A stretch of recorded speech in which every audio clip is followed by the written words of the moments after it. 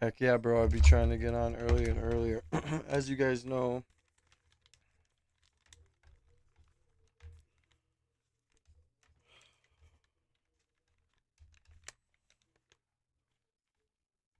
I always try and get on earlier and earlier and earlier.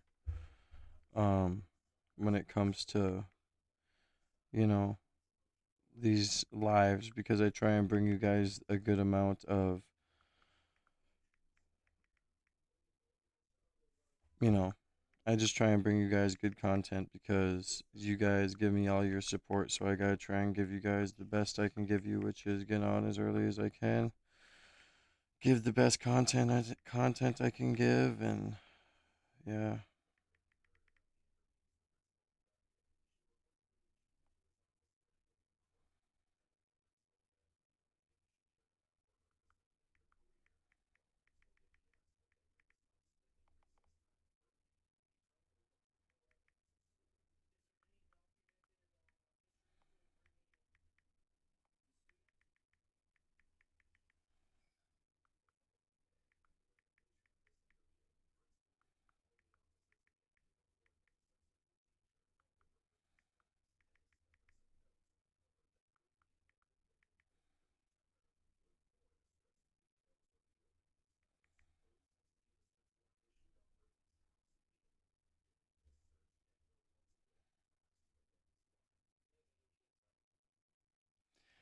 yeah. There's a reason why I titled my stream the way I did. Um, one of the victims' diaries were the one of the victims' diaries where it was decoded was yeah,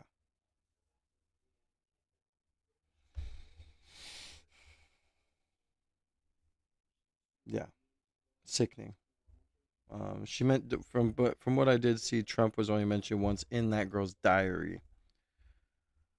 But dude, who cares if we attack Iran? Like, no one gives a fuck. Only Israel does. So they want to put out all the blackmail.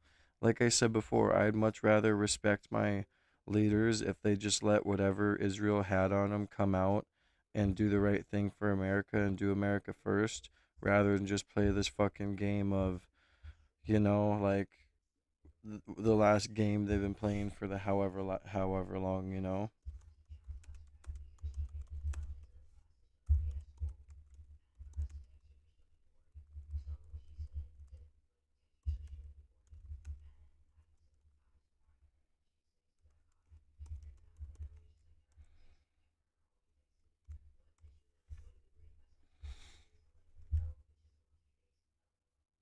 So I mean, I don't know. It's just it's always something with this stuff lately, and it's only gonna get worse.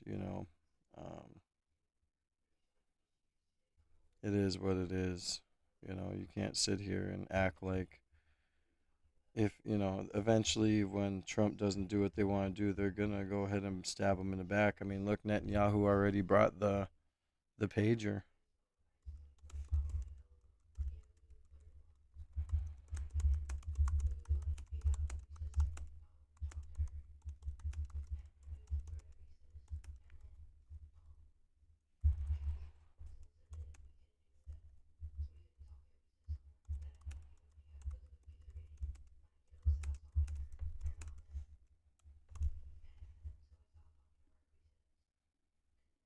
It just is what it is. So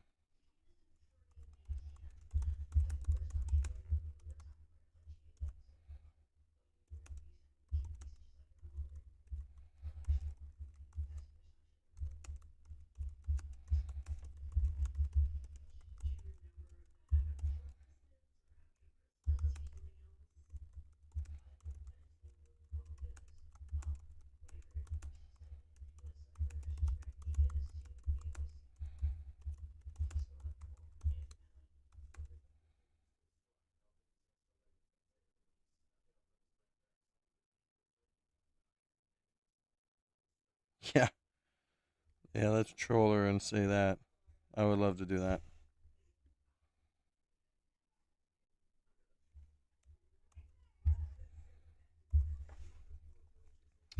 All right, but we're gonna get into it, guys. First, we'll get into the Candace situation, um, with what's going on with her. A lot of stuff going on.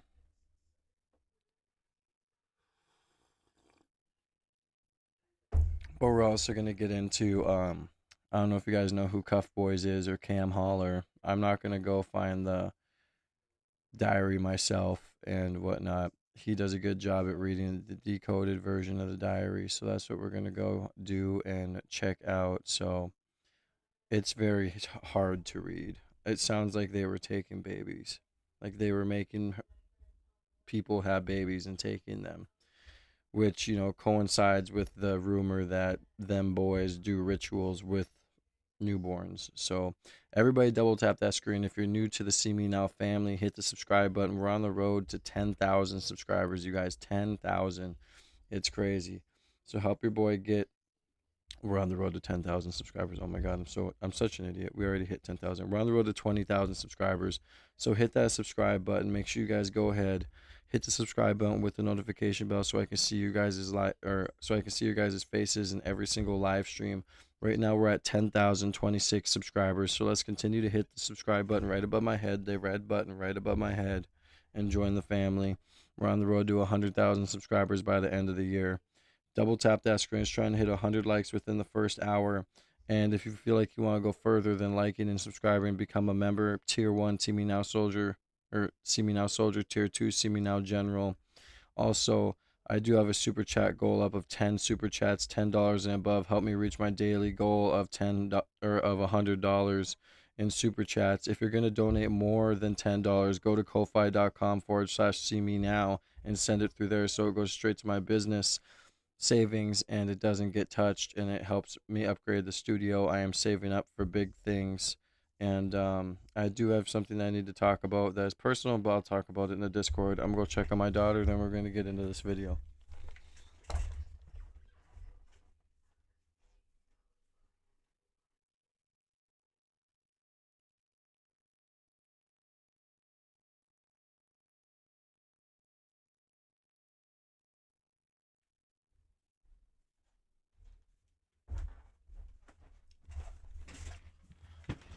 I mean, and when I was reading, like when I was listening to Cam go over the translated version of like this diary that this girl, this I don't know if it was a survivor, if she survived at all, but she was writing this diary as things were happening on Epstein Island, and it seemed like, and I don't want to bring it up too much because it seems like they shadow ban people who are talking about it, but it truly does seem like her mom was selling her.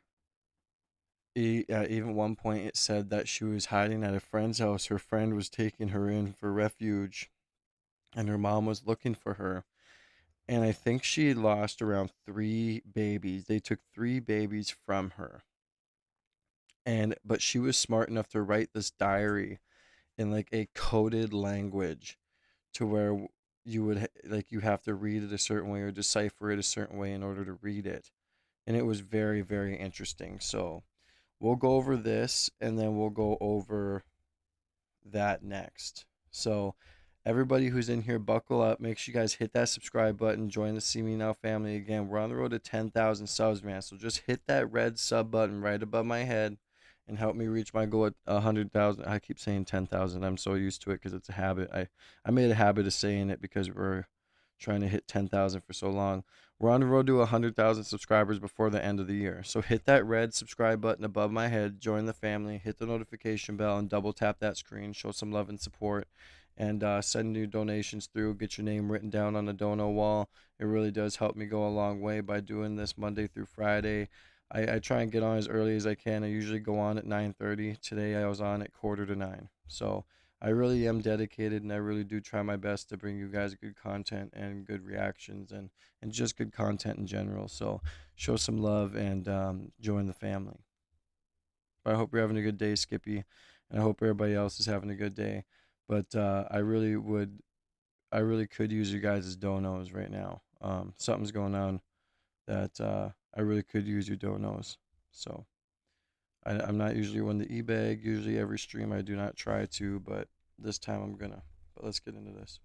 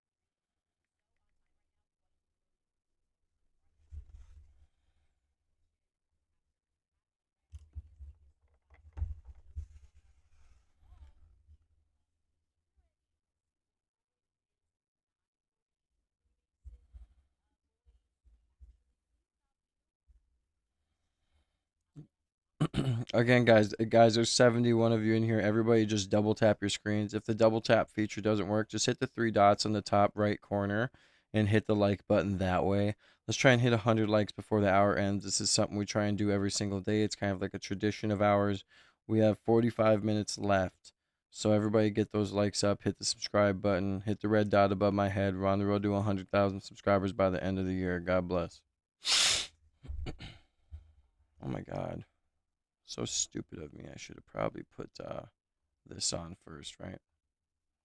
Means to accomplish running Western society, breaking apart Christian empires. Yes, he hated Christians. It's a fact. He wrote about it extensively. He hated Catholics.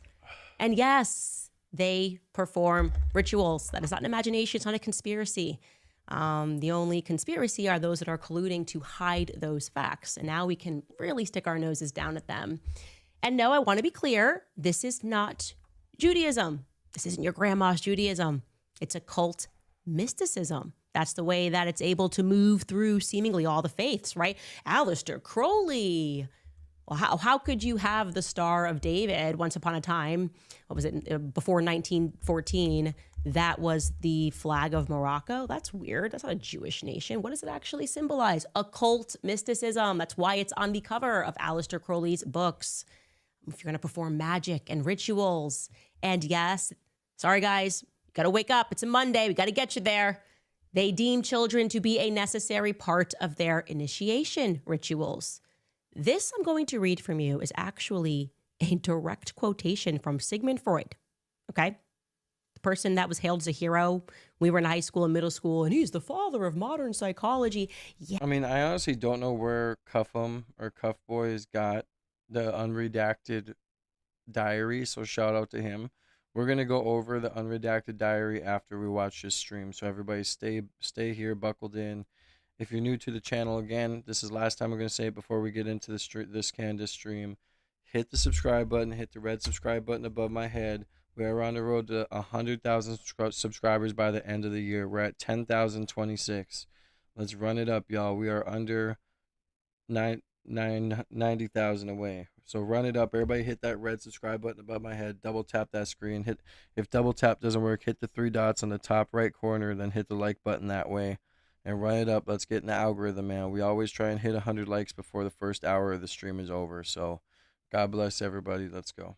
Guys, that's kind of the problem. That is kind of the problem, actually. Anyway, to contextualize this, he's writing a letter to his best friend, also the person he was having a gay affair with, who mentored him, Wilhelm Fliess. Now, I should skip to the part and tell you, Wilhelm Fliess also molested his own son, Robert Fliess. Robert Fliess spoke about that when he got older. But Sigmund Freud is writing to Wilhelm Fliess after he gets initiated, because they wait until you're 36 to initiate you into the occult mystic Kabbalah. Okay, I'm going to read you what he writes. He's referring to a patient who he previously hadn't understood before his initiation, who came in, and she spoke to him about what she experienced when she was a child. He writes, imagine I obtained a scene, which means a patient was speaking to him about this, about the circumcision of a girl, the cutting of a piece of her labia, sucking up the blood, following which the child was given a piece of the skin to eat. He then fast forwards and he says, I dream, therefore, of a primeval devil religion whose rites are carried on secretly, and I understand the harsh therapy of the witches' judges. And then he speaks about this. Freud is implying here, by the way, this we are so anti-Semitism proof. This book was written by a guy who was the director of the Freud archives. He read Freud's unpublished works and determined that, yeah, Freud knew that the children were being abused in Vienna, and he created a social science, psychology, to help gaslight those children. This is what you got to be aware of. This is all real. It's not imagined. These are not kooky people on the internet that are telling you this. Quite the opposite.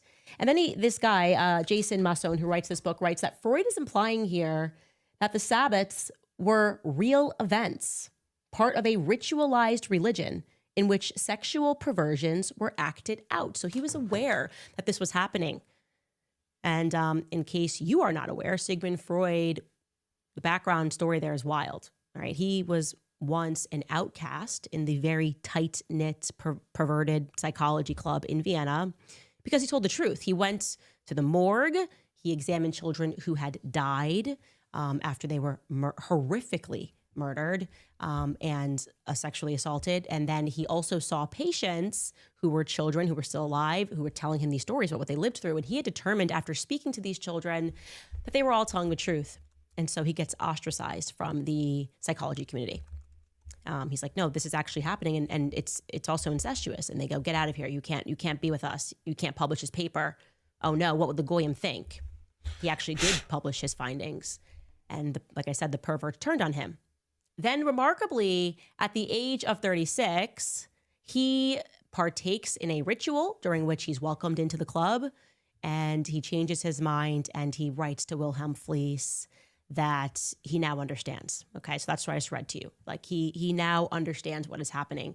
And that is why you need to wake up and recognize that this is what is happening in our world. And what he's referring to are ancient pagan festivals and ceremonies that center around the earth's cycles of death and rebirth. And so to make this extra clear to you, we are not in a war between monotheistic faiths. The people that we are fighting are effectively pagan gypsies who have been wearing the cloak of Judaism, I would say, since the fall of the missing Khazarian Empire. The Khazars were a nomadic Turkic tribe who adopted Judaism in the 8th century. Now, Freud, this part is important. We're going to get to what's in Epstein's emails because, man, if I didn't tell you guys the truth, Freud himself was a racist, okay? He was a part, like I said, of the Freemason group B'nai B'rith, which had, if you don't know what B'nai B'rith is, you got to wake up, especially if you're in America, okay? That lodge, it's Jewish supremacists. They had everything to do with the Civil War in America. They excel at creating the false dialectic, the North versus the South, the left versus the right.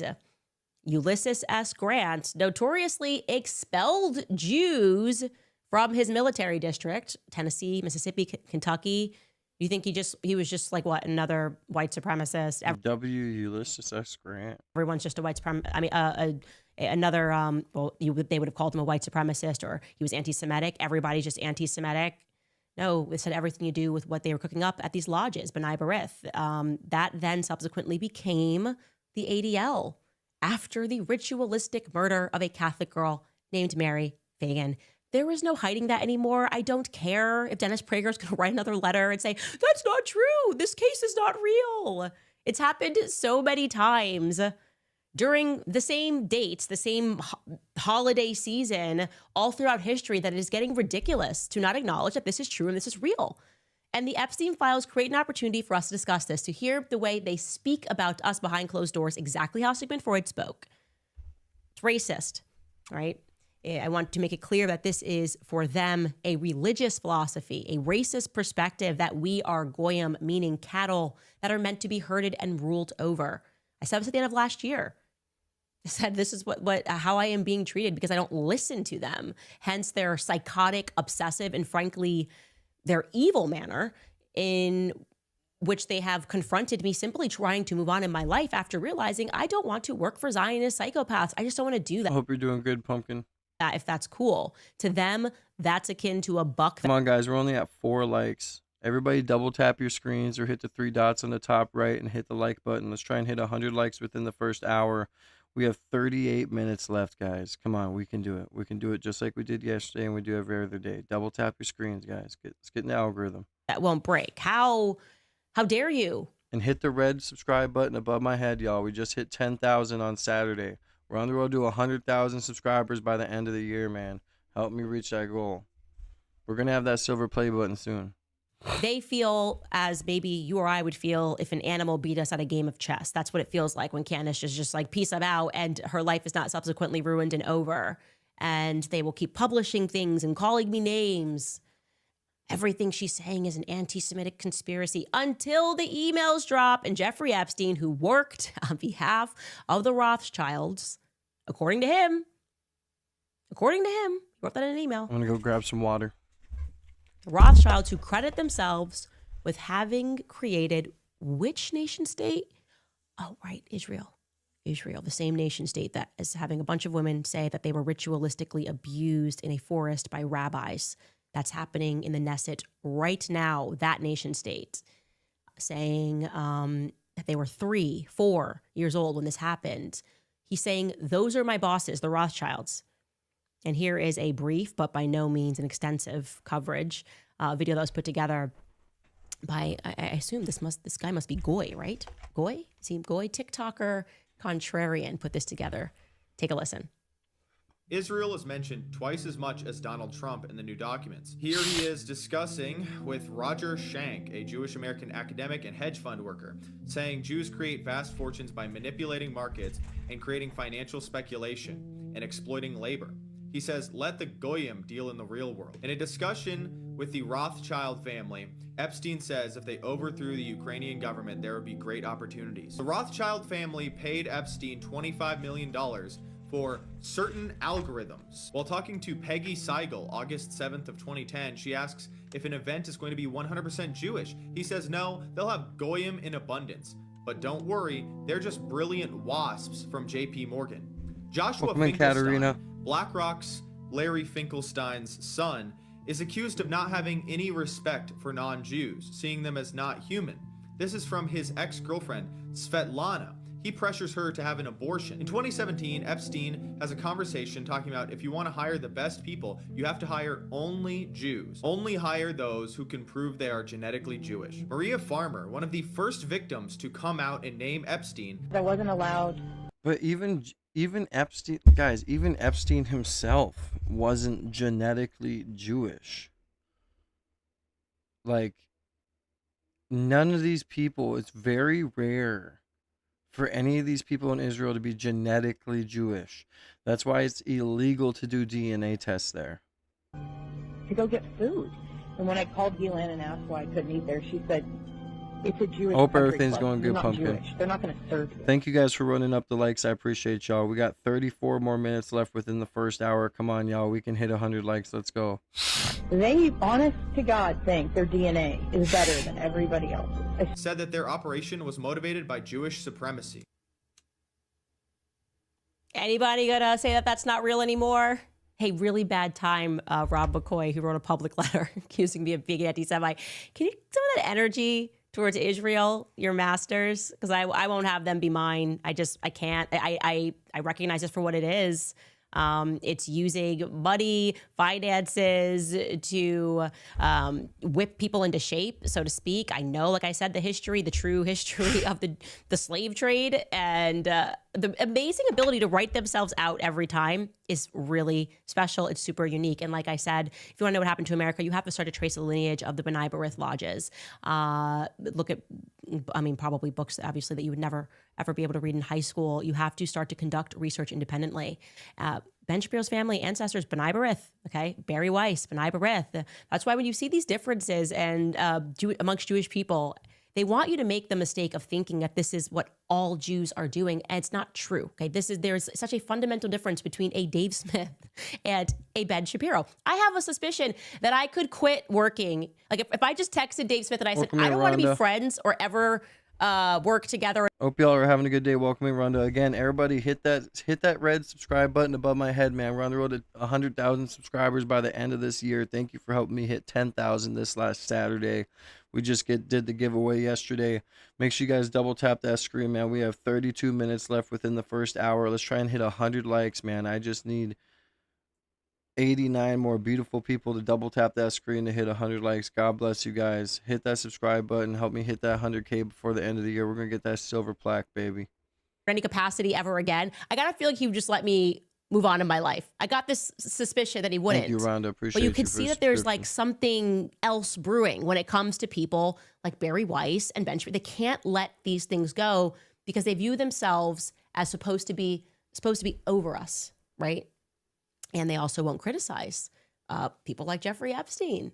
Now, in case you did not pay attention to what was termed Pizzagate back in 2016, the short of it is that the DNC email server got hacked, and off of those emails, they were published publicly by Julian Assange, WikiLeaks, and there was a strange amount of references to pizza parties, grown adult men, government employees, men, referring to pizza in ways and within a context that made it seem as though they obviously were not referring to literal pizza, having had parties on ranches and referring to pizza. I'm going to give you an example here. This email went to John Podesta. It was sent to him from someone named Catherine Tate. These are very old, obviously, or else we would have hidden her email.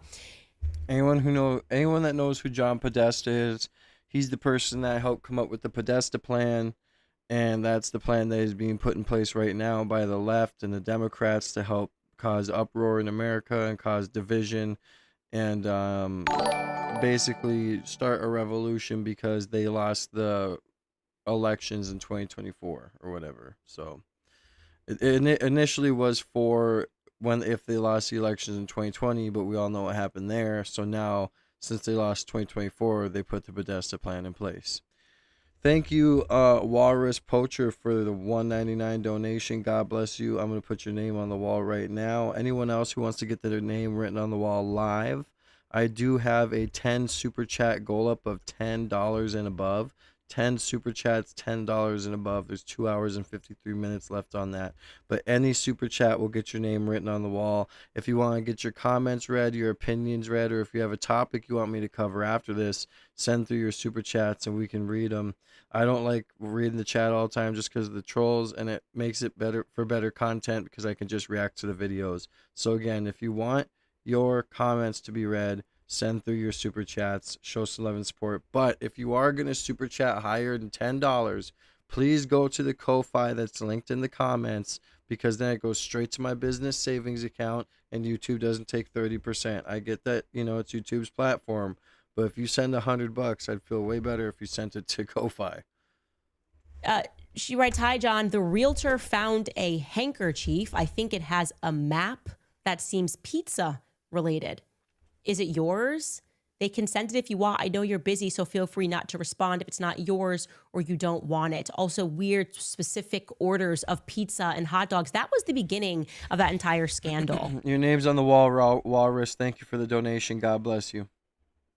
That they tried to downplay and pretend that it was crazy. Well, I should let you know the FBI has already formally acknowledged that pizza is used as a code word amongst pedophiles. So that's not an illusion. That's real. No conspiracy needed. Epstein emails, people are diving back in there. What are we to make of these 900 plus emails referring to pizza in real ways? You guys can look through these yourself. Okay.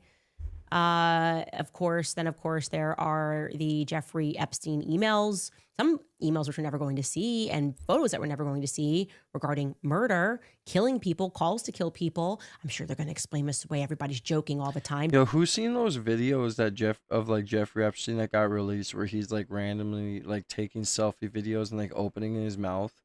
Like he was definitely off something. Like that was just wild to watch. Todd Blanche has already come out and said that they're sparing us the videos. So we should just assume that there are graphic videos that pertain to death based on his statement. And I'm going to pivot here to just one example. Thank y'all for the 16 likes. We just need 84 more to get to 100. We have 28 minutes left within the first hour. Let's try and hit 100 likes within the first hour. We just need 84 more beautiful people. A very double strange tap that email, screen. which was covered by James Lee. Take a listen. Why is this name redacted? You would think the DOJ would want to investigate someone who sent an email to Jeffrey Epstein saying, quote, "I give you permission to kill him." Well, thankfully for all of us, the DOJ sucks at their job, and there's actually another version of that email that is less redacted, or more accurately, poorly redacted. Check this out. "I give you permission to kill him. He is apparently with Olga. He lied to you. He lied to me." And you can kind of make out the name here to be one Susan Hamblin. Here's an enhanced image. You could read right there, Susan Hamblin. So who is Susan Hamblin? Well, she is evidently a financial advisor and founder of the adoption agency Kids to Families. Looks like the agency no longer exists, but I was able to find this archive in the Wayback Machine. At this point, we still don't know who Olga is, but according to reporting, it says that the only time the name has come up in the Epstein case is when his former lawyer, Alan Dershowitz, recounted getting a massage from a woman of the same name at Epstein's place. Now, interestingly, a few years ago, Susan Hamblin sued News Group Newspapers, the publisher of The Sun, who had printed that Susan Hamblin had groomed and procured a 16-year-old woman to be sexually abused by Epstein and told her that Epstein would kill her and her family if she told anyone what Epstein had done. They've since removed those articles and agreed to pay her a substantial compensation. But one Sue Hamblin can be seen in this photo with Jeffrey Epstein describing her to be his alleged assistant, as well as this photo of her leaving Jeffrey Epstein's New York City apartment describing her as a long-term confidant. A lot of stuff going on here, but the lesson is that this is all information that the DOJ wants to hide from us, but thank goodness the internet is Appreciate y'all running up the likes, man. Keep running them up. Double tap that screen. still undefeated. Also, I love that he's wearing a CIA Welcome in, t-shirt. Hartwell. James, great work. So many independent journalists. Thankfully for independent journalists, or this would have all been buried. I mean, if you just look to what the public was trying to say, they've even been trying to rehabilitate some of these people. Alan Dershowitz, it's unbelievable that this man has gone through so many people like Mark Levin and, of course, Barry Weiss, always the staunch defenders of Israel. Nothing to see here, nothing to look at. People, this was going viral this weekend, people rightfully going back and examining Ben Shapiro, once again, working diligently, as he did with Pizzagate, to tell people to dismiss the Epstein emails because he had sources and everything we needed to know was already out. Take a listen. She went out there and claimed there were tens of thousands of hours of tape. There are, by the way, but they are child pornography. The reason the FBI is not releasing them is because those tapes do not include underage people with... Yeah, okay, Mr. Mossad agent himself, Ben Shapiro, as if why would any of us would listen to you when we're talking about the Epstein files? Why would any of us listen to your small 5'2", fucking barely having a voice ass talking about the Epstein files? Shut your little mouth. Please. Just shut the fuck up. Especially after the diary that just came out that I read, with what that girl had to go through. Shut your damn mouth, okay? Third parties on Epstein Island. That is not what the tapes are. Okay, I also have sources in the federal government who are covering this stuff and have seen the documents. Okay, those tapes are just... Yeah, your sources in the federal government are probably compromised and probably are worried that they're on the Epstein list too. Shut the fuck up, Ben. child porn. That's all. That's what they are. That's why the FBI is not releasing them. Yeah, that's why a video came out of fucking Epstein going like this.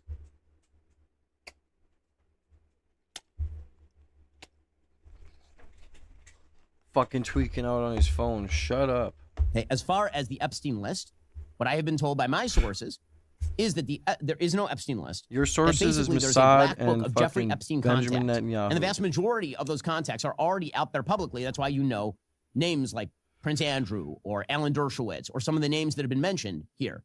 Those contacts, there is no evidence, according to the DOJ and the FBI, and again, that's public. There's no evidence that any of those third parties were having girls trafficked to them. And that is not evidence that was made clear, certainly, to the DOJ or the FBI. Here is Tucker then asserting that it was actually Mossad. Again, without evidence, not a shock. Of course, this is where Tucker was going. This has become the hot speculation on the internet, is without evidence, you say that Mossad was running Jeffrey Epstein. When I say... To the guy who just said he's smarter than me. Okay, well, he just said that Jeffrey Epstein is not Mossad. Riddle me that one. Riddle me that one. I'm not even going to take the time to go over the past of him and who he's connected with. That's also has high connections with Mossad and why he would be doing what he's doing. The people who are really smart in this chat, no. People who are really smart coming through this stream, no. Make sure you guys hit that subscribe button above my head, man. On the road to 10,000 before the end of the year. Thank you for the likes. I see them going up. I appreciate every single one of y'all. We just need 77 more beautiful people to hit that like button. Double tap that screen.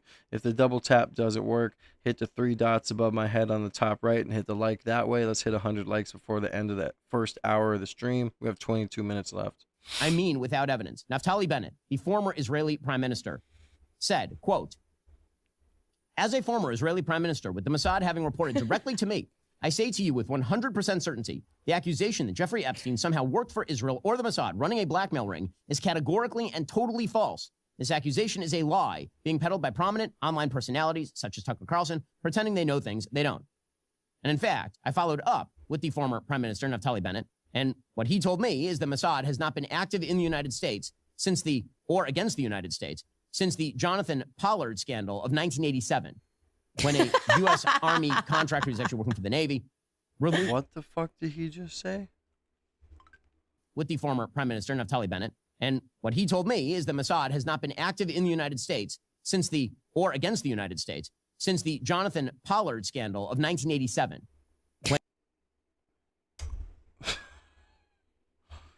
Dude, I really, at this point, guys, I think that Ben Shapiro knows that he's just like going down the drain.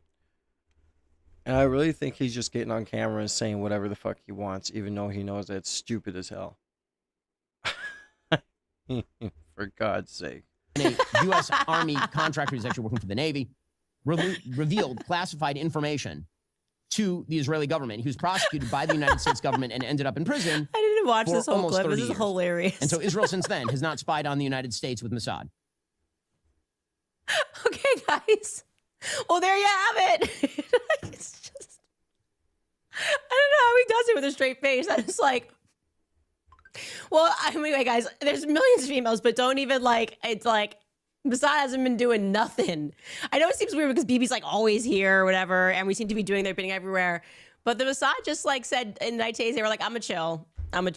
And they haven't done a single thing here at all. I know it might look that way. Miriam Adel said she doesn't even know their names. She doesn't know who they are, actually. Yeah. She's doing her thing, Yep. and she's giving Trump $200 million, but it ain't got nothing to do with the Mossad. So I just wanted to bring you that stunning Yeah, report. the Mossad didn't have anything to do with like going into Iran and bombing things and doing other things, or sneaking their way into other countries and doing what they do there, or coming to America to train on our military bases pretty frequently. From Ben Shapiro. Thank you for clarifying, Benjamin. Nicki Minaj also went off in a series of tweets after it was revealed that Jay-Z was mentioned in one of the emails. Now, I'm going to wait for a little more information regarding this email because I don't want to be first to publish, because they are now saying that some of these emails came in later when people were allowed to then just flood the FBI with reports. That might not be right either. So just give me some more time to look into it. But the point is Jay-Z was mentioned here, and it was in the context of being with Harvey Weinstein, watching somebody be assaulted. I'll definitely have more for you guys. And basically a bunch of people rightfully unfollowed Jay-Z. I have not been a Jay-Z fan for a very long time. It is very obvious. He sold us out to the feds. He's clearly working for the feds.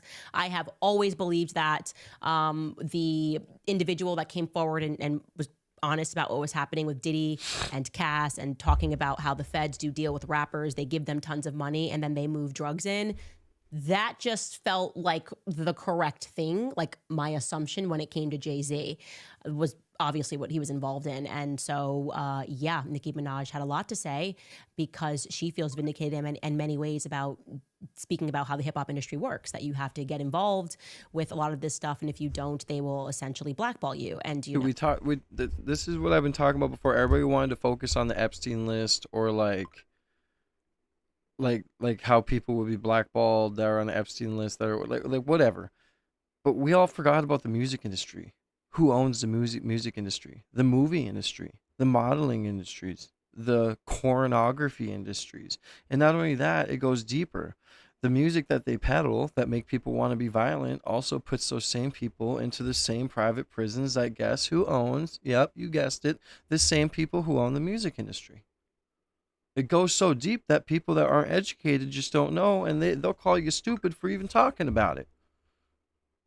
But you go do your own research and you start to realize, holy shit, they really did create their own endless cycle of money making, and it is honestly crazy. What Ye has spoken about how you get blackballed in the industry.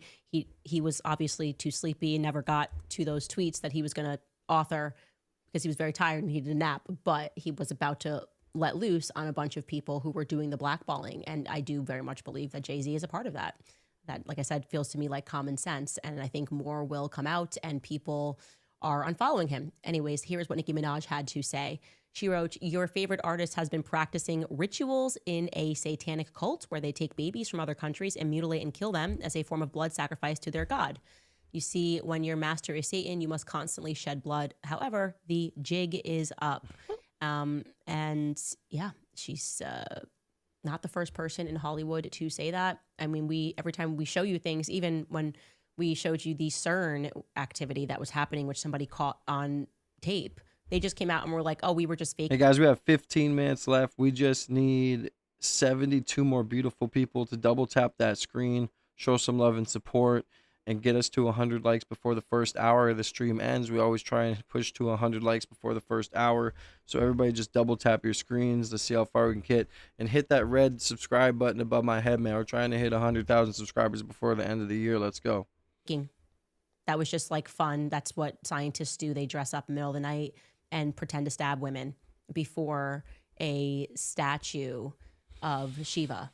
That's kind of what they told us about CERN. I just don't know how much could be in our face anymore before we wake up and realize these people are ruling over us, and they win when we're fighting with each other. That's just the reality. I really don't see how you can have a ton of success in Hollywood and not be in the club, because Hollywood was founded upon this. Hollywood Babylon, we spoke to you about this. In our book club, they quite literally imported people from Vienna, where Sigmund Freud was, where his boys were. They imported them and they made them directors, they made them actors, they made them actresses, and they were tasked with destroying Christianity, just as they were doing upon the European continent. I don't have time to tell you guys about World War II. Just assume that everything that they told you is incorrect and upside down. They're lying about what happened yesterday. They sure as hell are not telling us the truth about what happened during World War II. And I just don't really care what you call me. It's time for everyone to wake up. And we're not getting all these files. Obviously, they are protecting a ton of people.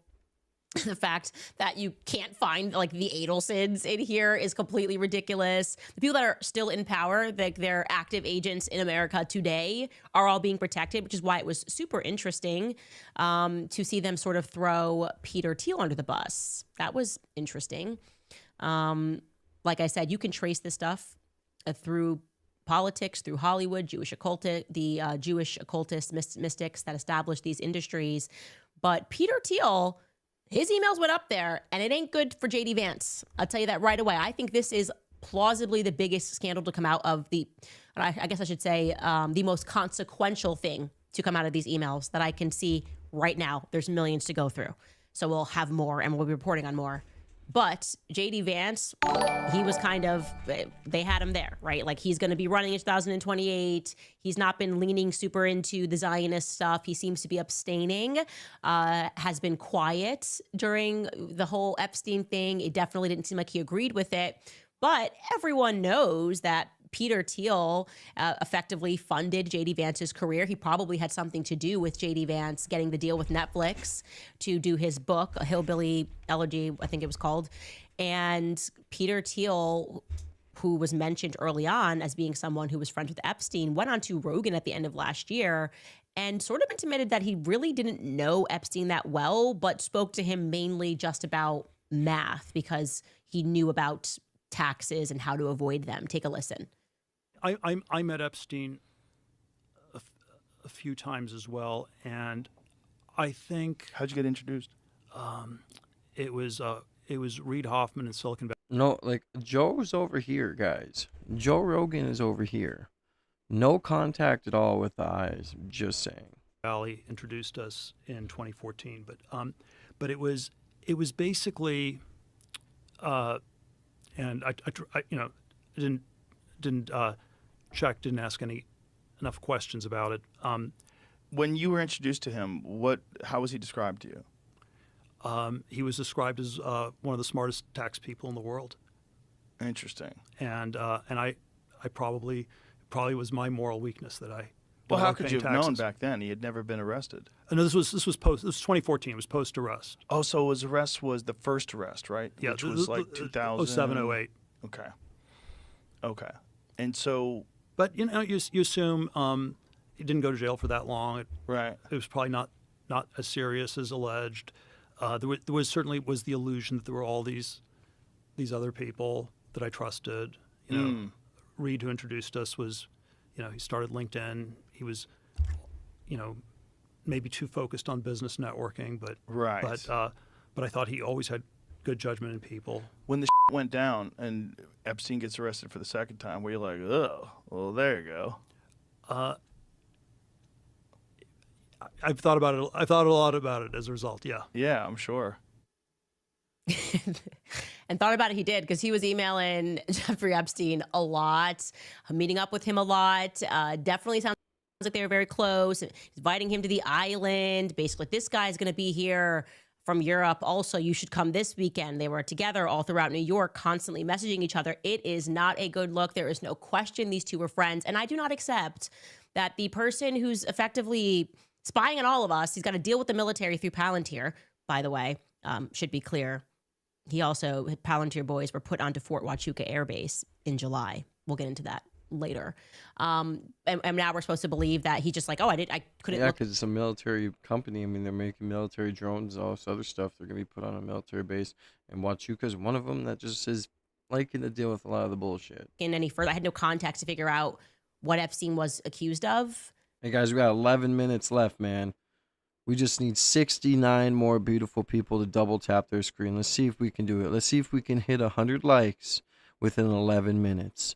69 more beautiful people need to double tap your screen. If double tapping doesn't work, hit the 3 dots on the top right corner and hit the like button. Let's go. And I decided to still be friends with him, despite all the allegations, despite him admitting to what he did, right? He caught a plea deal via Acosta, who was told to leave Epstein alone. That's if Acosta is to be believed, that's the reason why he had to basically give him a slap on the wrist. And we're supposed to believe Peter Thiel, with all of his resources, just went, trust me, bro, I'm not buying it. And this is now a major problem for JD Vance. It is. Just there's no other way to say it. JD Vance is going to have to answer for this. This is not going to be something he can wiggle around. And I don't think he is going to make a statement on Peter Thiel. I think that we all knew that JD Vance was put into power, dude. He was a fucking Senate that was put into that position, and then he was put into the power with the president because the tech bros wanted him to get in to be president after, so they can continue not only to get funding, but make a technocratic state. We all know it, guys. Allegedly. Figments of my imagination, off my meds. I'm a comedian, whatever. It's going to be interesting. That is going to be very interesting, the implications of that. But also interesting that they threw Peter Thiel under the bus, because they're protecting the other homies. Like I said, I expect the Kushners to be in here.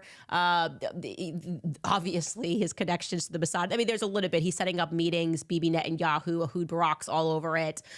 He's writing emails and making kind of some jokes, which suggest like about Robert Maxwell and things of that nature. But they've cleaned this up majorly. I also expected to see some other names, which would bring us a little closer to solving the Charlie Kirk murder, in my opinion. So this is still 59 more double taps, y'all. 9 minutes. 59 more beautiful people just need to double tap their screen and like the stream, guys. 59 more people with 9 minutes. We got this. We're getting something. We are not getting anywhere near everything. And that's why Thomas Massie is demanding for there to be more of a release. And also, these should be unredacted. If you're talking about murdering people, we should be allowed to see that. We should be able to see exactly who is sending all of these emails when you're speaking about children and the things that you are doing to children in ritualistic acts. Anyways, the next thing I want to say, interestingly enough, is the fact that Nick Fuentes said that this was nothing Masonic or ritualistic or you know, it wasn't really human trafficking. Nick Fuentes was really wrong for that. And I'm one that agrees with some of what Nick Fuentes says, but when he said that, yeah, that was ridiculous. Last week on Thursday, the timing of this is incredible, but Andrew Colvett and alleged Mikey McCoy and his wife went down to meet with the White House, and they wanted the public to think that they were in Arizona. They ran this interview with Kash Patel on Charlie Kirk's show, which is supposed to be live every day. You can fake a live, you can make it a pre-record, but it's interesting that they were actually meeting with top brass at the White House. I'm looking for details about what that meeting was about, because I just need to know. There's a lot about pageantry in these emails. It seems like Jeffrey Epstein was practically picking these girls to win pageants. There's obviously a lot about his real estate empire. I wonder if Erica Kirk was ever to Epstein's island. And they have conveniently redacted the names of some of these beauty queens, which I find to be a little bit suspicious. With what I know about Jeffrey Epstein and the way that he was moving with Jean-Luc Brunel and going to these industries like Victoria's Secret, like Miss Universe, and I think that that's how Trump is caught up into it and is also being rinsed out of these files. They were trafficking through these organizations. 7 more minutes, guys. We've seen 56 more beautiful people, man. 56 more beautiful people. Just need to either take your phone and double tap the screen, or hit the top 3 dots on the right corner and hit the like button, man. 56 more people, man. Let's go. You know this for a fact. Modeling organizations like M Model Management with Jean-Luc Brunel. And so I'm going to need that all redacted. I want to know who are all these pageant queens that he was speaking to. He was asking to see portfolios of women virtually at all of the schools in New York. He was basically running New York City. I want to know everything. Which brings me to Erica Kirk, of course, because she made it clear that she, first and foremost, wants J.D. Vance in the White House. That was kind of a bizarre push at AmFest right away. And we have been working to verify her Fort Huachuca alibi. And we're having some major problems. More about that when we get back from a quick sponsor break. All right, you guys, thanks to you last year,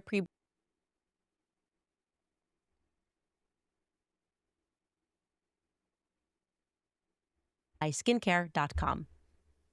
Yeah, guys, the moment Nick Fuentes was like, well, they were barely legal. Is that sex trafficking? Blah, blah, blah. Like, yeah, that was fucked up, dude. And you know what? Nick Fuentes, maybe back in the day, I get it. He was singled out. He was pushed out of a, career path he wanted to go into because he had some stuff to say that people didn't like about Israel, blah, blah, blah, blah.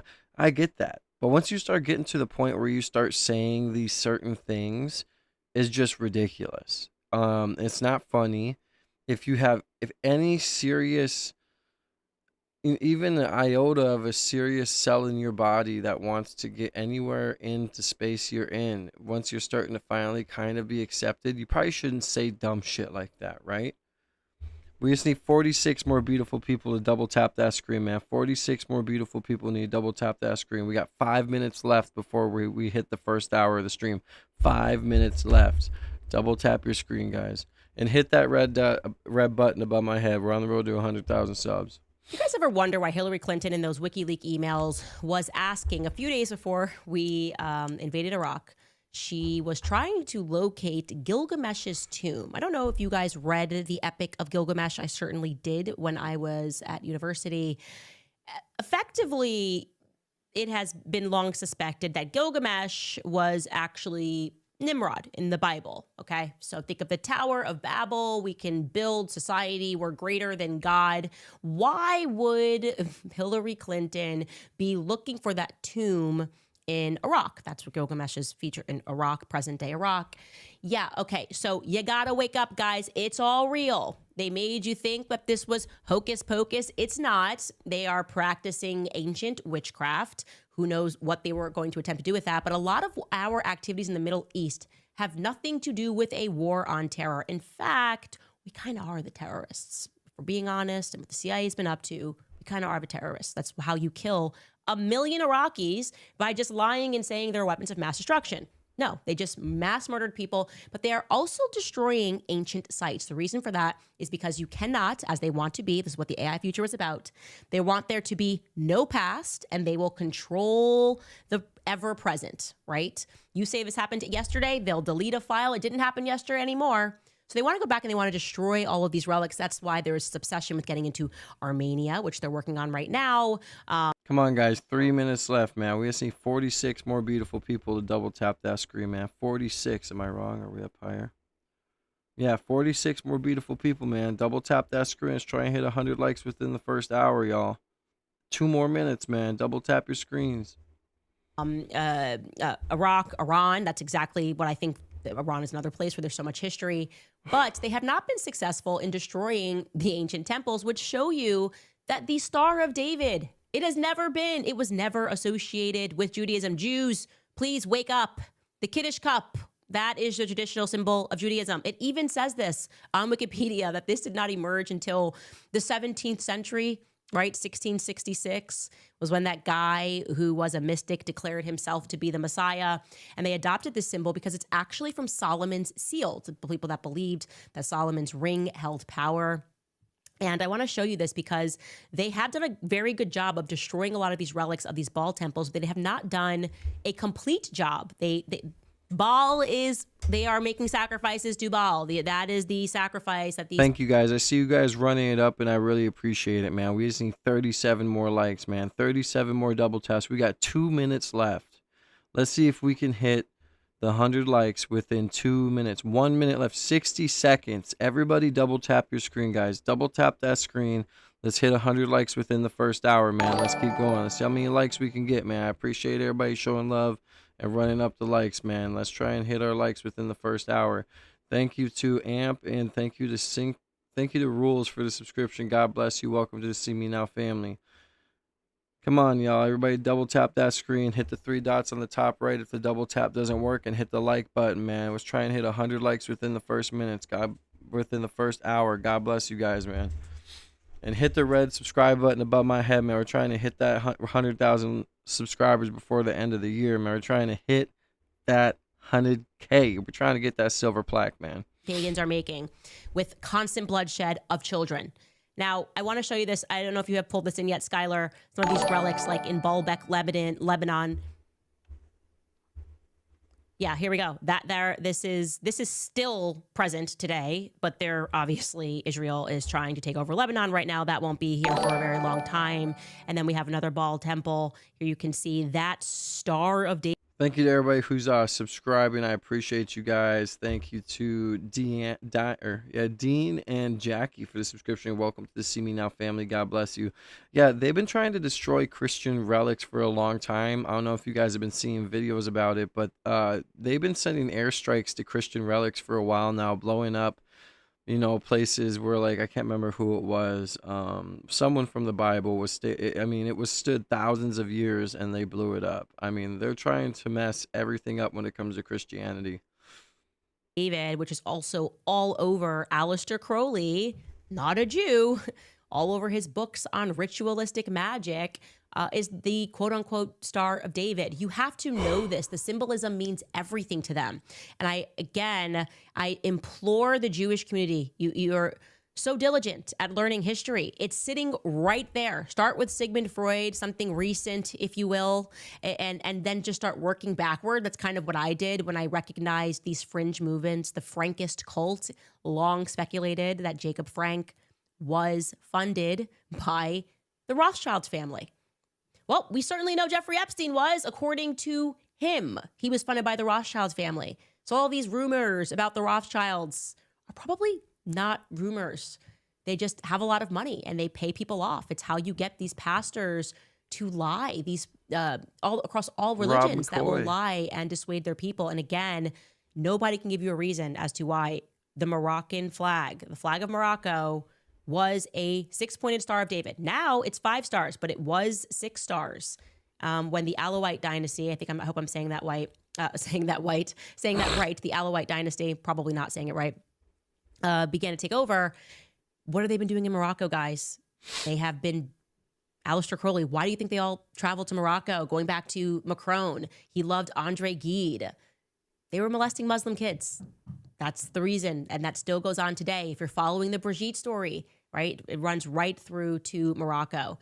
Anyways, just wanted to get that off because I feel that this is a very important episode because it's time for everybody to wake up around the world, okay? Turn around, the person next to you, the monotheistic faiths, they have all been infiltrated in one way or another by these Satanists. That's what they are.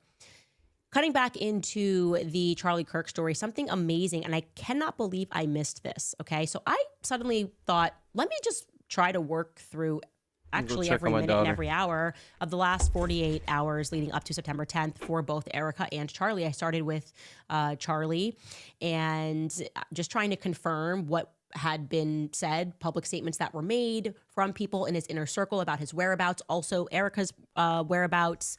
And unbelievably, I did not catch this, probably because nobody actually watches or listens to Josh Hammer, but he came out once I released the text message. I said it was on September 8th that he texted and said, I'm abandoning the pro-Israel cause.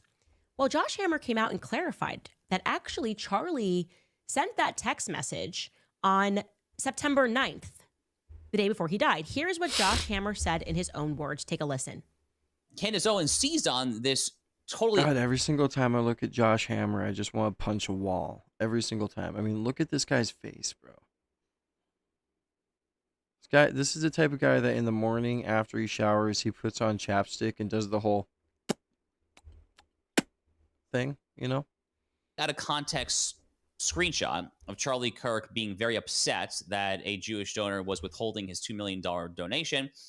And she used this as an attempt to say, oh, Josh Hammer's lying, that Charlie Kirk remained pro-Israel until his final moments. Yeah. But she's also holding aside that 2 hours after this screenshot, if you look at the timestamps, 2 hours after that, I and a few others were in a small Zoom chat, a small Zoom call with Charlie Kirk the night before he was killed that Charlie organized. Charlie organized this Zoom call for the express purpose of trying to make sure that he had all the best answers, the best messaging advice. Thank you to Cassidy for the subscription. God bless you. Welcome to the See Me Now family. And everybody else who's in here, make sure you guys double tap that screen. We just need 22 more beautiful people to double tap your screen. We'll be at 100 likes. Everybody hit that red subscribe up above my head. We're on the road to 100,000 subscribers before the end of the year, guys. We just hit 10,000 on Saturday. Let's keep it going. Show some love and support. Let's go. For how to speak about Jewish-Christian relations and the Israel question on college campuses. Okay, first and foremost, I just want to say he's so full of crap. The idea that Charlie had just gotten back from Korea and was like, oh, please help me, Josh Hammer. You're a complete idiot. Please help me learn how to speak to college students. Josh Hammer and a rabbi who lives in Israel. Like, there was nobody else available. You know what time it must have been in Israel for him to organize this call? Why is he doing it with this rabbi? Was it Wojcicki, whatever his last name is? You're not going to just call like Dennis Prager, who you're apparently writing a Shabbat Shalom book with? It seems a little suspect.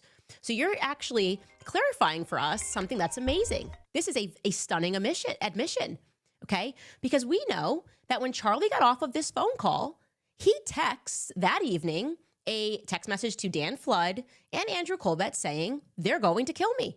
You should have left it at September 8th because now the September 9th schedule is looking a little bit suspect. Let's pull that up. I want you guys to see this. Let's go to September 9th first, okay? So we know, which I've been able to confirm, that Charlie had an appearance in the Will Kane show. That's from his TPUSA office. Erica said that Charlie had the call with Josh Hammer around this time. This is, guys, just so you know, this is Arizona time, okay? That she was getting her nails done around this time. That's what she told me in person. Well, 3:54 p.m., she's referring to the chat. Charlie sends out that text message regarding leaving the pro-Israel cause. 6 o'clock p.m., again, this is according to Josh Hammer, because he says 2 hours later, which would have been 5:54 p.m., 6 o'clock p.m., Josh Hammer and this rabbi that literally is based in Israel have a Zoom call with Charlie. So he sends a message. The chat explodes. People are pulling out their money. He's saying, I have no choice to abandon the pro-Israel cause. Then this rabbi stays up and Josh Hammer stays up. They have a call with Charlie about talking points to do what he's done his entire career because he doesn't know how to do this himself. He's turning to Josh Hammer, who he does not have a great relationship with, to help him massage out his points. Okay. He's getting messages from Bob Shillman. Everyone's pulling out their money. And then we know that after that, he's going to have dinner with Erica and the kids and a priest to pray over him, according to Erica. We are told that that prayer is related to a Jezebel article that published. By the way, I want to say, I actually don't believe that at all. I'm just going to put that out there.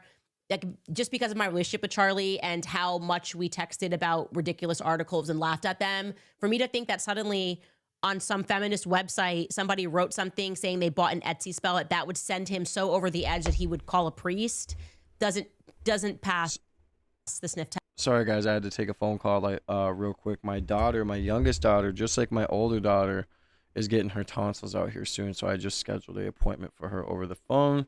My bad, guys. Everybody keep double tapping that screen. We just need 21 more beautiful people to double tap their screen. If double tap doesn't work, hit the three dots in the top right corner. Hit the like button that way. Let's hit 100 likes. Let's try and see how many likes we can reach today. Let's get in the algorithm, guys. Come on, we just hit 10,000 Saturday. Let's keep running it up. Everybody hit that red subscribe button above my head and join the See Me Now family. Let's go, y'all. Show some love and support. For me, but we just looking at the schedule. He's fighting with Jewish donors. They're taking out his money. Bob Shillman takes out his money. He then schedules this call with a rabbi and Josh Hammer. No, they were talking him off of the cliff. He's in the chat. He's saying, I want Candace back. Confirmed. This happened on September 9th now. I want Candace back. I want to have her. He's also texting other people saying, I want to have Candace back. Confirmed on September 9th. Now you've got, a panic call. Come on, just talk. Let's talk through this. Don't bring Tucker and Candace. Let's talk through this. These aren't, you're not looking to debate with a rabbi. Hey, help me debate. This is asinine. They want us to believe he needed a rabbi, a priest, and a pastor in the last 24 hours of his life, all helping him with talking points. Okay. So then get that schedule back up. He ends this call. He has to have dinner in this hour, which I've confirmed. He did have dinner with his family and the priest to pray over him, this priest, at dinner. And then he messages Dan Flood and Andrew and says they're going to kill me. But he was obviously talking about the trannies. His day was being impacted by Israel. He was referring to Israel when he said that. He was referring to Israel. And I have one more thing to tell you. And this is really going to knock your socks off. This is crazy. I've clocked Erica on another lie. A big lie. I went back to my source. Remember I told you when I broke the story and then she had to admit that he texted Dan Flood. First she said, he never texted Dan Flood, whatever. I have his phone. And then I was like, Andrew Colvett told me, and my source had access to Dan Flood's messages. Well, Dan Flood, then she admitted he did receive a message, but she said she received that message on a chat that clears, like a Telegram chat. Well, guess what? I went back to that source. 14 more double taps, y'all will be at 100 likes. She's lying. Let me say that again for you. Rewind this a little bit here. Schedule. He's fighting with Jewish donors. They're taking out his money. Bob Shillman takes out his money. He then schedules this call with a rabbi and Josh Hammer. No, they were talking him off of the cliff. He's in the chat. He's saying, I want Candace back. Confirmed. This happened on September 9th now. I want Candace back. I want to have her. He's also texting other people saying, I want to have Candace back. Confirmed on September 9th. Now you've got, a panic call. Come on, just talk. Let's talk through this. Don't bring Tucker and Candace. Let's welcome in, Anna. Talk through this. These aren't, you're not looking to debate with a rabbi. Hey, help me debate. This is asinine. They want us to believe he needed a rabbi, a priest, and a pastor in the last 24 hours of his life, all helping him with talking points. Okay. So then get that schedule back up. He ends this call. He has to have dinner in this hour, which I've confirmed. He did have dinner with his family and the priest to pray over him, this priest, at dinner. And then he messages Dan Flood and Andrew and says they're going to kill me. But he was obviously talking about the trannies. His day was being impacted by Israel. He was referring to Israel when he said that. He was referring to Israel. And I have one more thing to tell you. And this is really going to knock your socks off. This is crazy. I've clocked Erica on another lie. A big lie. I went back to my source. Remember I told you when I broke the story and then she had to admit that he texted Dan Flood. First she said, he never texted Dan Flood, whatever. I have his phone. And then I was like, Andrew Colvett told me, and my source had access to Dan Flood. Appreciate you, Anna, for liking the video. Everybody else who's new to the stream, make sure you guys hit that red dot above my head, y'all. Hit that subscribe button. We just hit 10,000 on Saturday. We're on the road to 100,000 subscribers by the end of this year. We're going to get that plaque, man.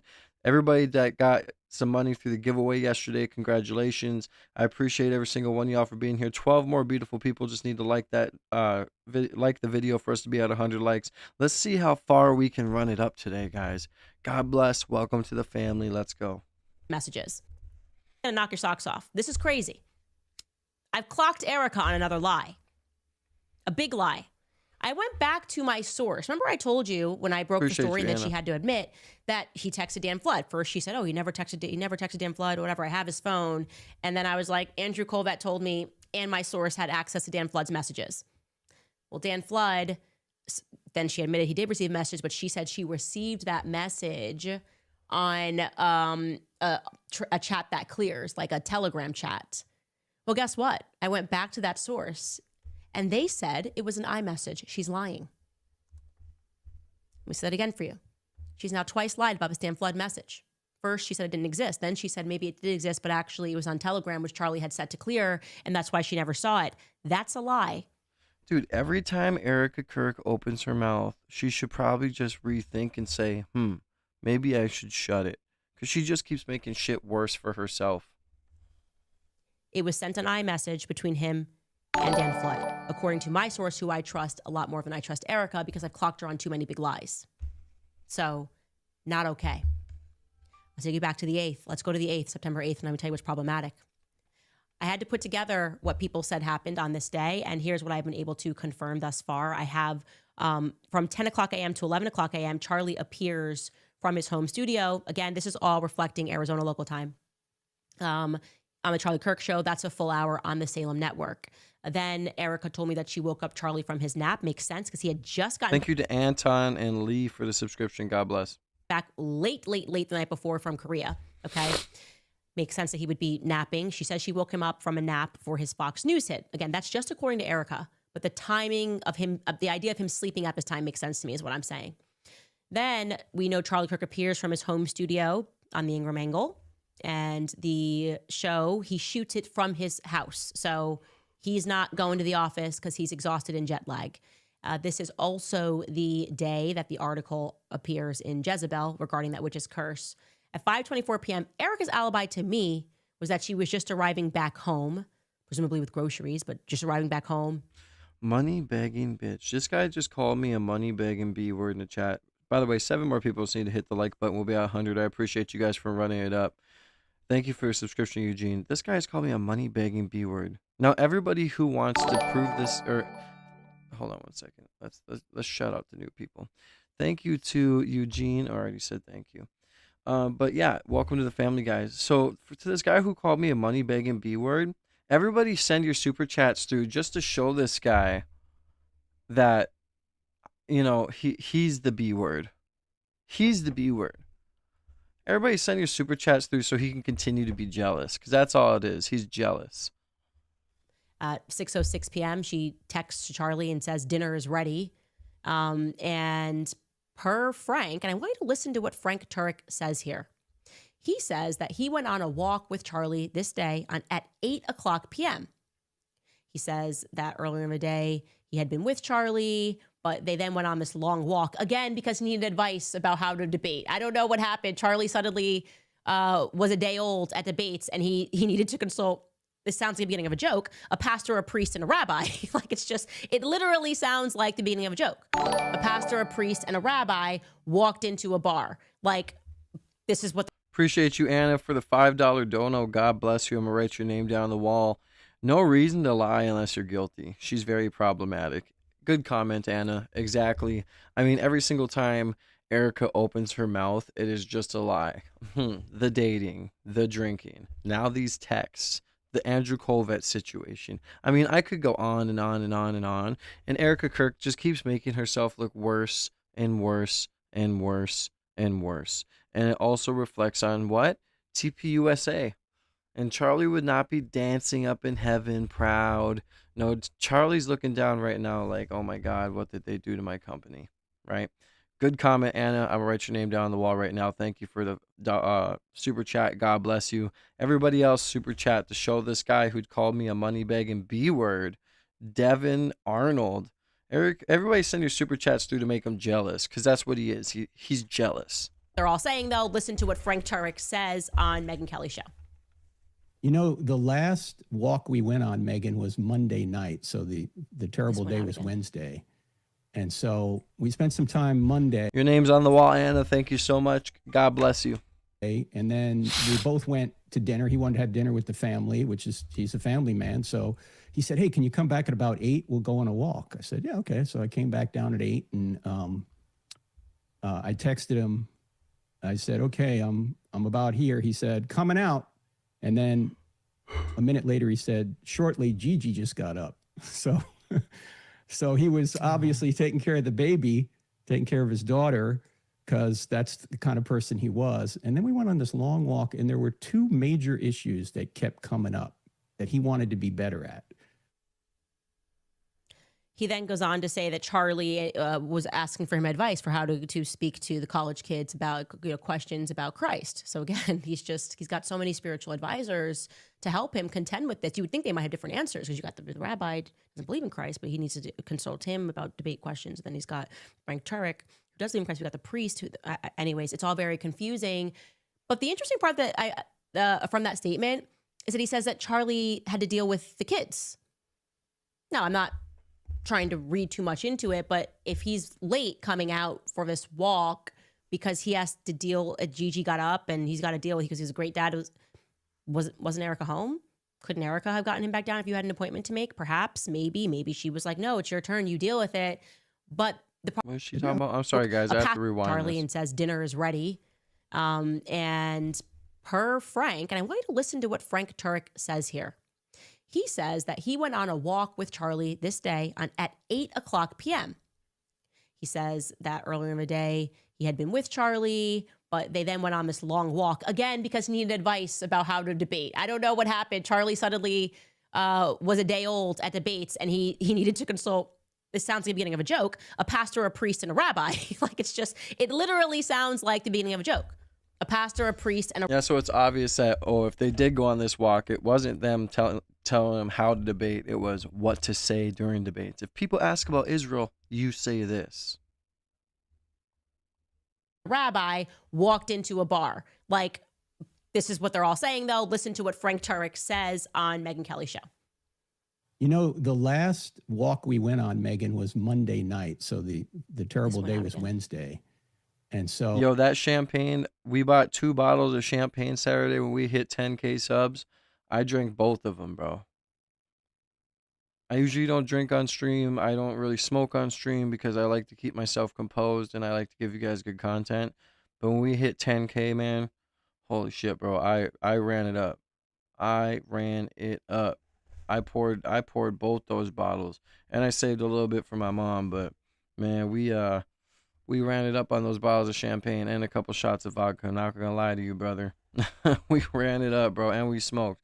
We ran it up, y'all. So I appreciate y'all for the 10,000 subscribers Saturday. I knew we were going to hit it before the end of January. So everybody that's new to the channel, make sure you guys go ahead and hit that red subscribe button above my head. We're on the road to 10 or 100,000 subscribers by the end of the year. I mark my words, we are going to hit 100K before the end of the year, and we're going to get that silver plaque. I appreciate every single person who comes in here and supports me. 2 more likes, we're at 100. Everybody hit that sub button. We're on the road to 100,000, man. We're gonna hit 100,000 before the end of the year, man. I'm still feeling that champagne to this day. God bless you guys. Thank you for all the love in the chat. I appreciate y'all. 10K is a big ass milestone, man. Never thought I'd even reach 1,000 subscribers or be monetized. Now look at us. We're at 10,000. We're going strong. So everybody show that love and support. We spent some time Monday, and then we both went to dinner. He wanted to have dinner with the family, he's a family man. So he said, hey, can you come back at about 8? We'll go on a walk. I said, yeah, okay. So I came back down at 8, and I texted him. I said, okay, I'm about here. He said, coming out.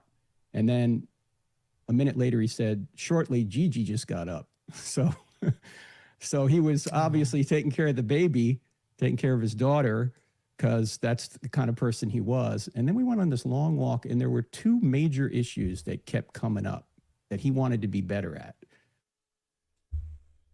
He then goes on to say that Charlie was asking for him advice for how to speak to the college kids about questions about Christ. So again, he's got so many spiritual advisors to help him contend with this. You would think they might have different answers because you got the rabbi doesn't believe in Christ, but he needs to consult him about debate questions. And then he's got Frank Turek, who does believe in Christ. We got the priest. Anyways, it's all very confusing. But the interesting part that from that statement is that he says that Charlie had to deal with the kids.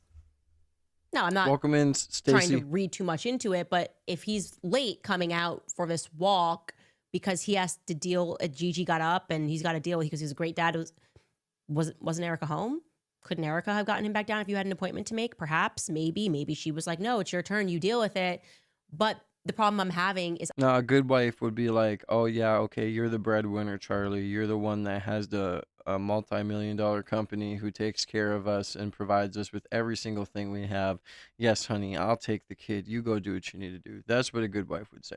I have now confirmed with people that live where they live, because they live in a building, that they all saw Charlie. They also saw Charlie on a walk. I have one person who lives there. She ran into Charlie, and he certainly was on a walk, not with Frank Turek, with a tall person who she does not recognize. Charlie stopped. They spoke about her dog, and then he told her, like, oh, I'm starting my tour tomorrow. They had a brief chat. Got that on record statement. Now, it's possible Charlie was at first walking with Frank, and Frank then left. So I'm not dismissing that as in Frank's lying, but I am just noting that the person who confirmed they saw Charlie, they confirmed that they saw Charlie and where they saw Charlie and Erica eating on the 9th, seeing Charlie in an elevator. Everything about Charlie is adding up. I cannot get a single person to confirm that they saw Erica. 2 more beautiful people just need to double tap their screen. Be at 100 likes, man. Let's see how far we can get today, man. You guys have me for another 3 hours. Let's see how far we can get. Everybody run up those likes. Hit the subscribe button above my head. Let's run it up, man. Say what's up in the chat, man. Welcome to the family. Let's go. Who's apparently out and about. I then thought, wouldn't it make sense? She screams in the middle of a parking lot. She screams in the middle of a doctor's office. Everybody kind of knows where they were when Charlie got shot. Okay, if this doctor's office had people in it, there's going to be someone who said, hey, I heard a giant scream at my doctor's office, even if they didn't see her. And then I looked at my phone, and 15 minutes later, I learned that Charlie got shot. No. She also says that she collapsed in the parking lot. No one thus far has seen that. Nobody in her building has and they all know each other. It's a building. I appreciate the 103 likes, y'all. See when we try, when we try and we put our minds to it and we want to show love, we achieve it. Let's continue to run it up, man. Let's see how many likes we can get today. You guys got me for 3 hours. Hit the red subscribe button above my head. We're going to hit 100K before the year ends. And make sure you guys hit that like button, man. God bless you guys. They know Thank you, Mikey Tyrone. McCoy. I appreciate you, People brother. have said, I've seen Mikey McCoy on this date, blah, blah, blah.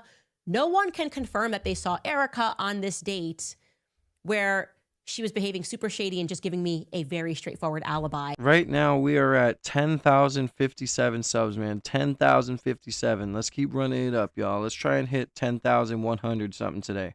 And pretend like they didn't understand the instructions of this alibi for Fort Huachuca. Something else was going on. I don't buy any of these stories. I don't buy Charlie suddenly needed advice from a pastor, a priest, and a rabbi. It sounds ridiculous, okay? I think something was happening. I think Charlie was fearful of his life. I Appreciate don't think Chad it was about for a joining Jezebel the family. curse. God bless you, Chad. Welcome to the family, brother. God bless. Something else was going on. I don't buy any of these stories. I don't buy Charlie suddenly needed advice from a pastor, a priest, and a rabbi. It sounds ridiculous, okay? I think something was happening.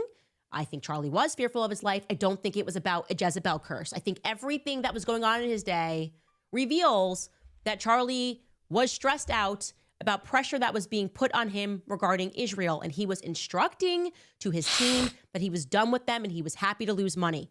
So it would not track that then, after dealing with this, having a call with the rabbi who should be asleep in Israel, but is staying up to give you advice on a debate, like this couldn't have been a frickin' email. It would follow that he then sent to Andrew Colvett and Dan Flood that they, meaning the Jews, were going to kill him. That's what I believe. That's what I believe happened on that day. And as far as why Erica is lying and covering for Dan Flood, we're gonna need to get to the bottom of that. These are not little lies. These are huge lies. These are big lies. She's covering up for bad people, and it doesn't make any sense. She's welcoming bad people into the foray of Turning Point USA for money. I don't like it. I don't like it at all. And I don't give a shit about who wants to cut me on Instagram and say, oh my God, the heart, I can't believe it. Oh my God, how could you? How could you? How could you? How could any of you continue to stand by this sort of stuff? And this the society that we live in, where good men are being cut down, killed, children are being harmed, people are lying about who Charlie was, what he was going through in the final days, and look up at the people who still have a soul and question their motives. If you are, giving into money and the rest of you guys are joining team Baal worship, that's cool. The rest of us, we'd rather not. Take a brief break and we'll get to some of your comments. All right, you guys, for just $25 a month, Pure Talk gives you unlimited talk, text, and plenty of data. Now compare that to Big Wireless. They'd rather charge your family hundreds every month. Pure Talk is an American wireless creatures, ladies and gentlemen, snakes. Shout out to the Bahamas. God bless everybody in here, man. God bless everybody, man. Thank you for the 106 likes. We are running it up. Again, let's see how far we can get today. Just keep double tapping that screen. Keep hitting the red subscribe button up above my head, and let's see how far we can get today. God bless every single one of you guys. They just slide right up, right? And talking your ear off for you money. Here's all you gotta do, right? I know it's gonna kind of like be chill with murdering Charlie. We'll give you some money at the end of murdering Charlie. There's gonna be a lot of money on the line, and there was a lot of money on the line. What I told you. Who do you think in the chat? With what she just said, she said we'll give you a lot of money for unaliving Charlie. Who do you think benefits from that? Who do you think gets that money? We all know who it is, but I want to see you guys spam in the chat. Who gets that money? I'll be right back. Another confirmed fact with all of these recent firings, a big money check coming in with a Pierre. Erica knows who Pierre is. I'll tell you that for free. Maybe she could tell us, enlighten us. Are they going to accept the money? If so, why can't you just tell us who it is? Did you guys just like tell us who Pierre is? That's fine. If he has nothing to do with anything, why are we all being weird about that? Who's Pierre? Who's the $1 billion check that was on the line? Was that how BB was going to get money into Turning Point USA? Or are we still playing stupid? Are we still playing like we don't? He just wanted to call Charlie because he ain't busy. And he just was like, hey, what's up? I see you at Bill Ackman's house. Yeah, how's the weather? Oh, Hampton's nice this time of year. Yeah, well, over here, we're just like murdering more children, you know, sacrificing souls to Baal. Anyways, talk to you later. Love you, BB. I don't think that's how it went down. Yep, you guys are 100% right. Erica NTP USA. For those of you who would like to support our work, you can head to the website, CandaceOwens.com. All right, this is boring. Let's go to the video that I wanted to show you that Cam Holler broke down. Very, very good reporting from Cam Holler. Well, actually, let's go to this first. Let's go to Erica Kirk and one of her lies that we've already exposed it, but let's just watch it again. I just love watching how when Erica Kirk and her evil eyes stand on that stage and go on these shows and say, I never drank, I never dated, I never did this. Let's just watch her and her fucking lies and stew in it. Hi.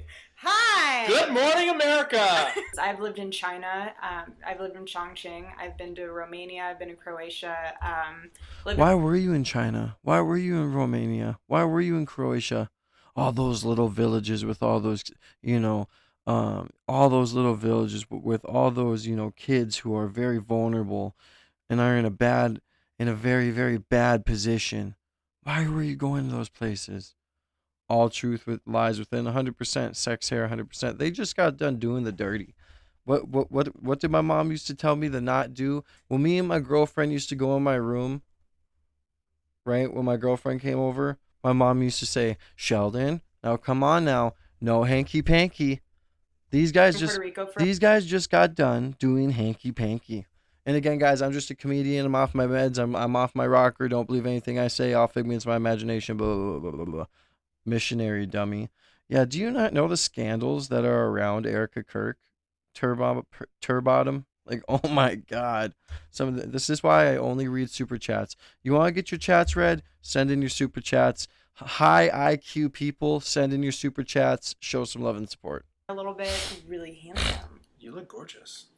Oh my God, what? What?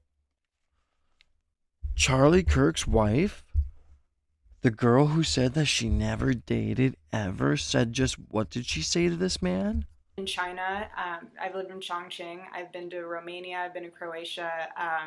Lived in Puerto Rico for a little bit. Really handsome. You look gorgeous. Are you fixing my? I got a little. Oh yeah, you ripped his shirt during hanky panky. Yeah, you said you never dated before, Erica. Bacon, baby, that's deep in there. Give him a cleavage. People want cleavage. Showcase it. Sex sells, babe. Sex sells. Oh my God, is this very Christian of you, Erica? Erica. Come on now. Is this very Christian? As the CEO of TPUSA, would Charlie think that this is Christian? That's me. That's against religion. It's not. It's within the confines of marriage. It's within the confines of marriage. What would Charlie say? I don't. I mean, listen, it sounded like his belt wasn't even buckled. I don't. We need. What? We're checking the lighting? Oh, okay. Yeah, no, we're checking the lighting. Roll camera one! Hi, I'm JT Massey. I am 25 years old from Chattanooga, Tennessee. I'm a minor league baseball player with the Colorado Rockies, and I'm going to be racing with my girlfriend. Hi, I'm Erica Franzwe. I'm 25 years old from Scottsdale, Arizona, and I currently live in Venice, California. So March 1st, we went on our first date. Well, I got it wrong. Wait, what? A date? They went on a date, you guys? But I thought Erica. I mean, can, can, can, can we pull it up where Erica?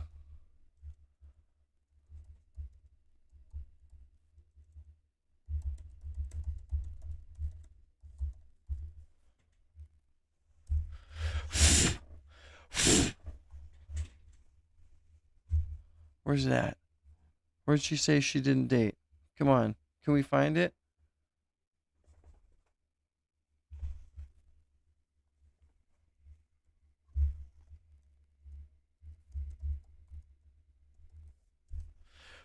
Can we do it? Come on, where's it at?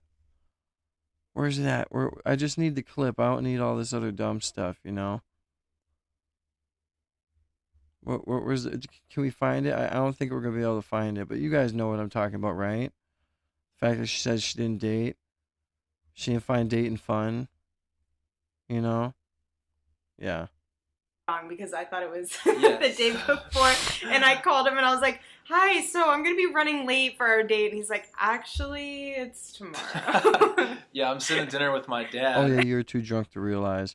Everybody who's here, make sure you guys hit that red subscribe button above my head. We're trying to hit 100,000 subscribers before the end of the year. We just hit 10K on Saturday. Major milestone. Everybody hit that red subscribe button up above my head. Join the See Me Now family. I go live Monday through Friday from about 9 to about 1 o'clock in the afternoon Central Time. God bless everybody. Thank you for the 107 likes. Let's keep running it up, guys. Everybody who comes in here who enjoys the content, double tap that screen, hit the subscribe button. Let's go. Show some love and support. In Arizona, and I'm like, did I mess up the date or what? End up standing up from the table to Mind call you, it. this is like a year or two before she met Charlie. And it was, she messed up the date. I did. So we went to Maggiano's. Yeah, it worked out. It was good. We went to Maggiano's. Okay, no one cares. Together and cook dance in the together. kitchen. I like to eat. And he sings to me because he's an incredible singer. I love music. I and love when singing to him. when I'm away, he serenades me. He'll send me videos. Just a little something, Serenade you. Oh, baby, I love you. Please don't leave me. I'm serenading you because you are Erica Franzwe. To tide her over. I don't want to close my eyes. I don't want to fall asleep because I miss you, baby. And I mean, dude, this is complete fucking simp status, bro. Like, this is simp. Who sends this kind of stuff to their woman, bro? If anything gets a woman wet, it's a man who doesn't reply up until he needs to. This is like drying out a woman right away. Watch this. don't want to miss a thing. 'Cause even when I dream of you, the sweetest dream will never do. I still miss you, baby. And I don't want to miss a thing. Doing like outdoor activities when we're together usually. So we went hiking. I mean, come on, bro. This shit's ridiculous, you guys. I mean, that's just crazy. Simp status, bro. Simp status, dog. Had to bring the dog into it just for the effect. In spring training when we first met. And then a lot of our time has been fishing when she comes in town because I'll have a day off every now and then. And we'll usually use that day to get outside and do something together, which... We play basketball pickup together, which I love because that's Basketball pickup? jam Pick right up there. basketball, She's man. on Is this I tell just her these to two pass it to idiots me every talking the time, whole pretty time? Because that's what it's about. That's how I get my assists. I mean, fuck, Because I'm going to take bro. it to the rack. Yeah, for sure. But everything's been great this first 5 months, but it has been a short period, and we know that. I drink like 8 cups of coffee a day. Dragon Komodo. Yeah, I drink Komodo Dragon You coffee. sound like that guy, Charlie, or what's his name? What? Did you guys just hear that? Oh my God. Did you hear that? You sound like that guy, Charlie, or what's his name? Grizzly knows best. Chrisley knows best. Was she seeing Charlie during seeing this guy, and he just popped into her mind? That's awful. That's really scary. And then another thing is that we're both athletes. So, I mean, I played basketball since I was 5. Dude, with these outfits, you guys definitely know hanky panky was going on. I'm sorry, but dude, this shirt she's wearing, the way her hair is, the way her face and the makeup, I know what it looks like when you have a hot woman in bed and you just break her back out, and this is what they look like after. And this guy over here has post-nut clarity, and he's just trying to be funny, but look at his face. He's like, man, I'm ready for a fucking nap. I mean, this is just how it's going. And never actually thought that, I mean, when I was younger, I didn't expect to really go anywhere with it. And then I played in college for a little bit at Regis. This is on, and we're going to be watching. I mean, I don't want to give you too much of a shout out, but you have like 10,000 something Twitter. 10,000 Twitter followers? Yeah, that's a lot. 10,000. That's part of our competitive side. We want to keep a sharp edge. So But we we, go to like, the do it Y and together. just try people. But we We're like, who wants some? Yeah. Because they're like a sweet little girl like this, you're like, you don't know. And then you get... Dealing with confrontation, that's on me. That's her. She lets it out. Calm, cool, and collected. Yeah. I have my Oh God, seeing her touch him just makes my blood boil. No, I'm just kidding. boy right here for that. Cold as ice. It's cold as ice. I love when you pet my face. I know, your beard's really soft. Yeah. But yes, pick up. I mean, I wonder what Charlie would think. Please. We will not let you down. No. It'll be fun. It will be super fun. It'll be great. It'll be a great show. And we're going to win. And we're going to win. We're going to win. Yeah. We're going to win!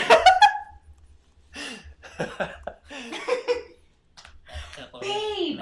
Oh my God! Babe. See, there's full evidence right there that they're dating. Babe. It might be a cockroach. It might No. be. It might Do be. not tell me that. Mm-hmm. Do this. Dude, mind you, these guys are like in their they're 25, 26. Who the fuck does this shit at this age? You would never catch me dead doing this shit with my girlfriend in a camera. Like, what? The only thing I'm doing with my girlfriend in a camera is breaking that back out. That's it. I'm a comedian, figments of my imagination. I'm off my meds. I don't know what I'm talking about. Don't believe anything I'm saying, allegedly. Okay, I can't watch this fucking cringe bullshit anymore. There was another video I wanted to watch quick here. Where's it at? It was Cam Holler. He really went over it. Here we go. Today we're reading what may be one of the darkest and most disturbing pieces of evidence. So shout out Cam Holler and his awesome reporting. It's very hard to listen to this, but this is fucked up what he's about to read. And this girl's diary, she was smart enough to write in code to where you had to break it down. He's going to tell you what kind of code it is when you when we begin the video. But shout out to Cam Holler for covering this. God bless you, brother.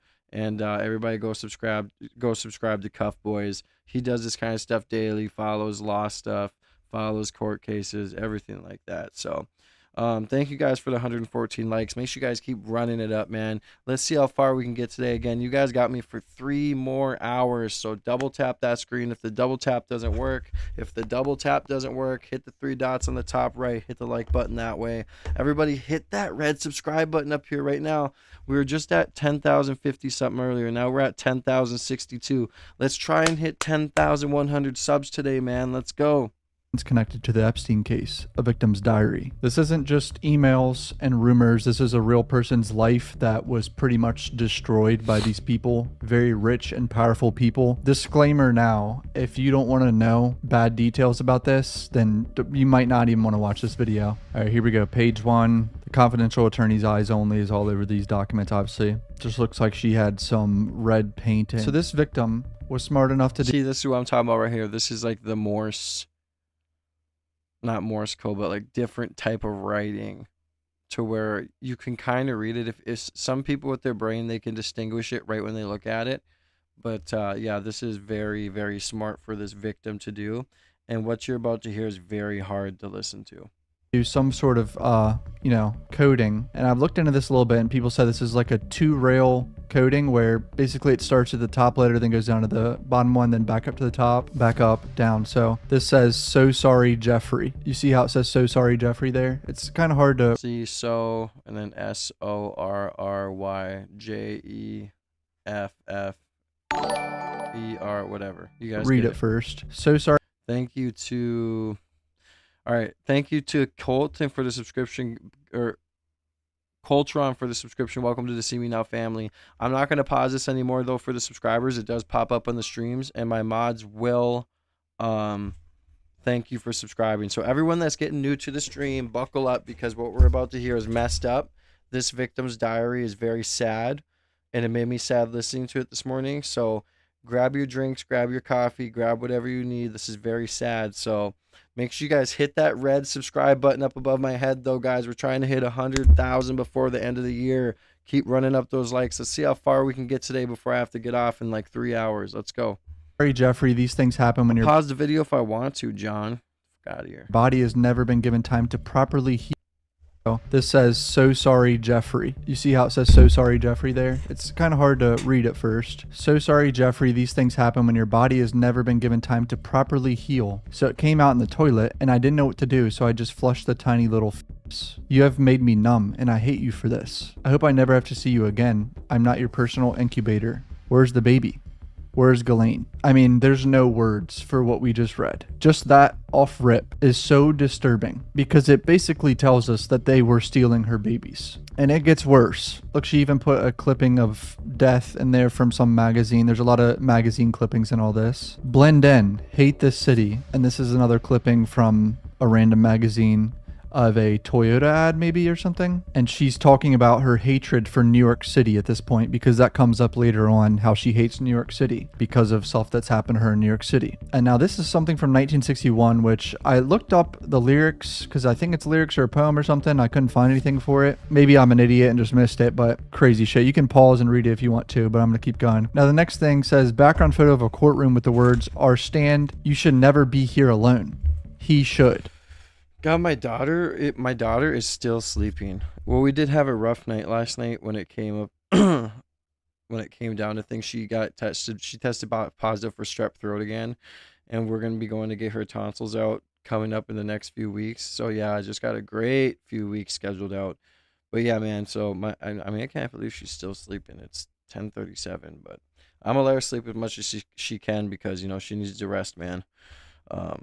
But yeah, everybody hit that red subscribe button up. Okay, where we're at? We're at 10,062 last time. Now we're at 10,068, guys. We are 32 more subscribers away from 10,100.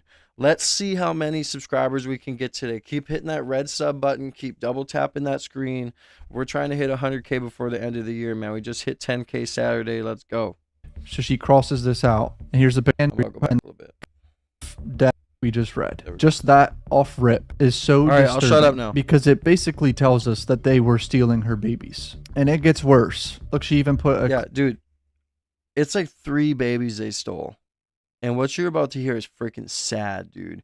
And for Nick Fuentes, I'm sorry I said I know I wouldn't pause it, and I won't after this, but for Nick Fuentes to say that these girls were barely legal so it wasn't S trafficking is ridiculous. Because what you're about to hear in this diary is so satanic and so satanic ritualistic. It is sick. It is sick. By the way, I do have a super chat goal up of 10 super chats, $10 and above. Help a small creator out. Double tap that screen. If you have anything to say, you want to get your opinions heard, even if you disagree with me, send through your super chats so I can read it. The chat is moving fast for me, so when I'm watching the video, it's easier for me to see your super chat. Get your name written on the wall. God bless.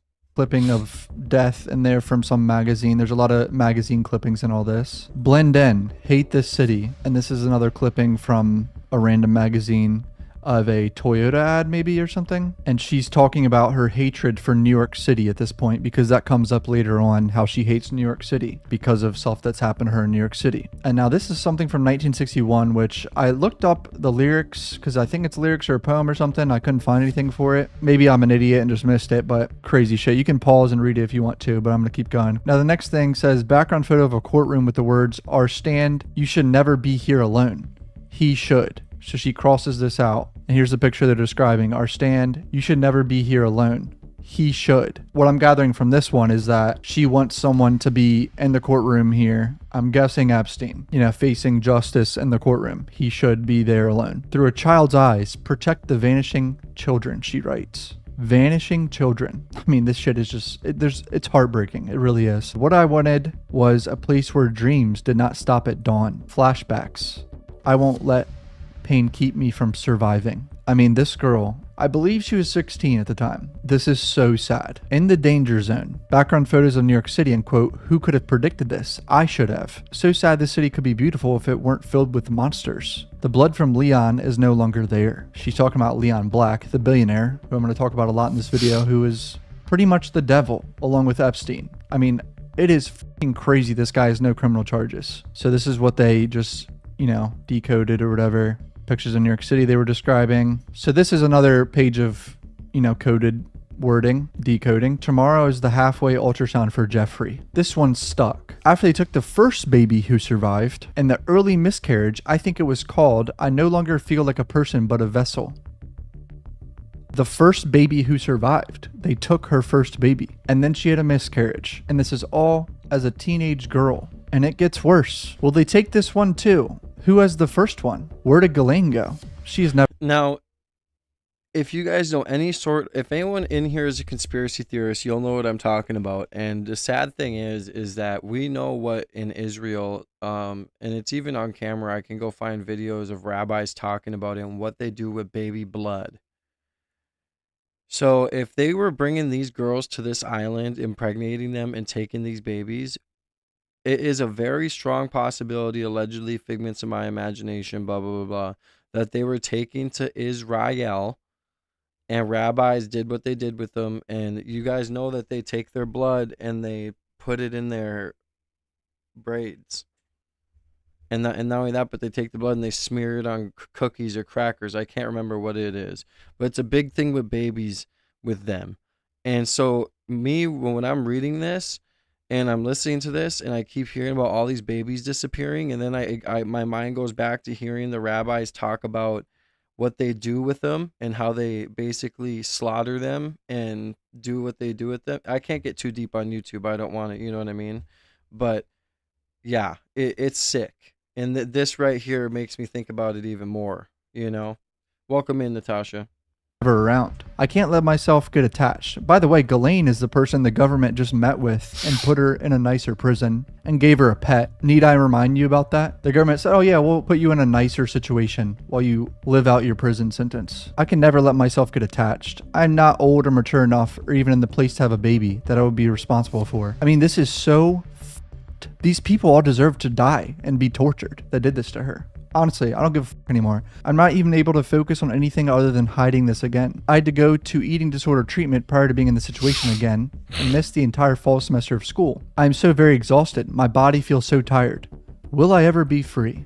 I'm fucking pissed reading this. Here's the page that they just decoded and then on to the next one. I am such a monster. I didn't console her. I can't unhear her screams. They haunt me. So now this is a victim blaming herself for what's happened to her, hearing her baby scream. I couldn't even bring myself to look at her. I am a monster. I deserve to be haunted by her screams. I'm sorry. I am so broken. And here's the page from her journal. I'm such a monster. I didn't console her. And a picture of the sonogram. And then another clipping of 2 kids that she... Damn, bro. It's so heartbreaking to listen to this, you guys. And I can't imagine, being 16, because there's a part on here where he's about to say that she was off hiding with a friend and they were looking at her. And then you'll notice that he keeps saying, in the notes, it keeps saying, put in here. In the notes, it keeps saying, where's Ghislaine?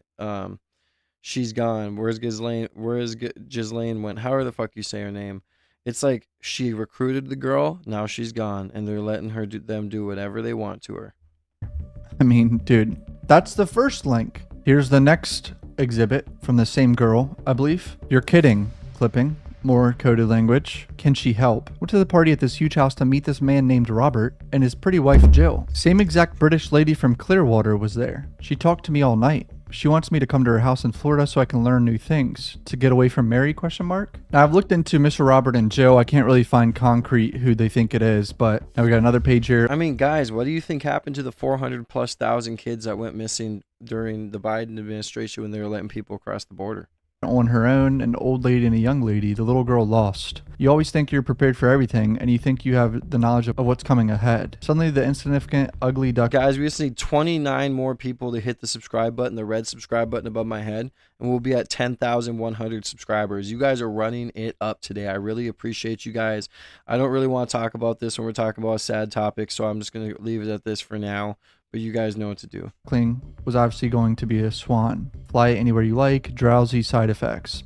And here's the decoded version. No one can prepare you for this shit. I'm so fucking lost. Why did Mr. Colgan agree to this? Jeffrey treats me like I'm a special property. And when I need Ghislaine, she is working and Mary is just as batshit crazy as my mom. So now she's calling her own mother crazy. This girl's family made her do this. Like they sold her probably to do all this. Joe Gibbs is so nice, but Dan Snyder is a pig. As a Redskins fan, this is disturbing. I'm from Southern Maryland, so what the fuck? I mean, I've known Dan Snyder is a piece of shit, so this doesn't surprise me. But Joe Gibbs, man? How does she know Joe Gibbs? Very disappointing. The other girls, well, some are nice, but 3 I hate. Alice in Wonderland for them. Another page about traveling to New York, Madison Avenue. I was crying out for help, helpless, evil, and pain, hate, raging, really sick. You should call 911. I mean, dude, like each page is just so bad, man.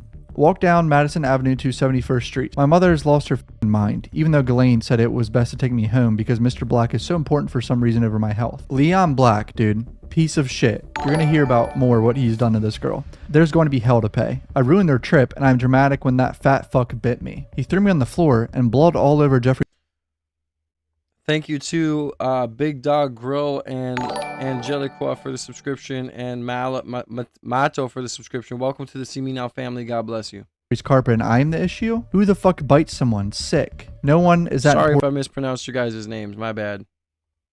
Piece of shit. You're gonna hear about more what he's done to this girl. There's going to be hell to pay. I ruined their trip and I'm dramatic when that fat fuck bit me. He threw me on the floor and blood all over Jeffrey's carpet and I'm the issue? Who the fuck bites someone? Sick. No one is that important and Leon can go f himself. I hate New York. This is what I was talking about earlier about this girl hating New York. This guy, Leon Black, apparently has multiple girls that have come forward saying he bites them. And they're all too identical and too fucked up to be lying about it because he's talking about biting their private parts. Stop dead, Leon Black. A squeal of brakes, or is it a birth cry? Oh my god, she underlined shit. Wow, this is crazy. She's underlining birth cry, fatso millionaire. It's violent.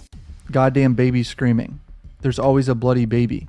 Your 7 chin still as a ham. Goodbye, heartbreak. Picture of a sonogram. Protected from the little girl lost. Me. I am so sorry. I keep failing. Another page with a sonogram. I mean, just look at how fucking sad this is, bro. Next to sonogram photo, I heard the heartbeat even when she put her hands over my ears.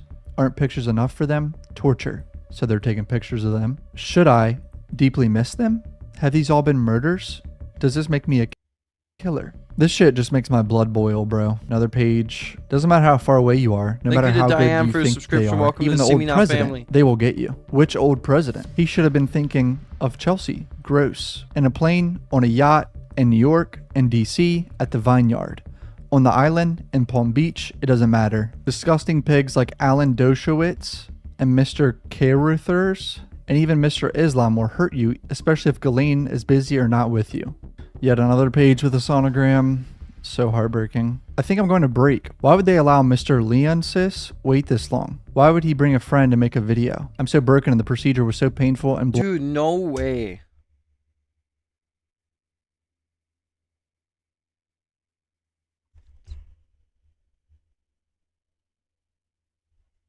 Guys.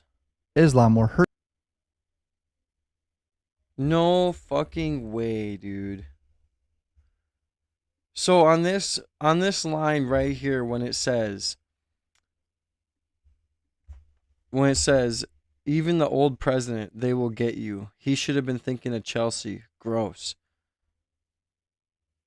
If you look up what president associated with Chelsea or with a Chelsea, it comes up. President Donald Trump is associated with Chelsea Football Club due to his appearance on stage during the 2025 FIFA Cup trophy celebration.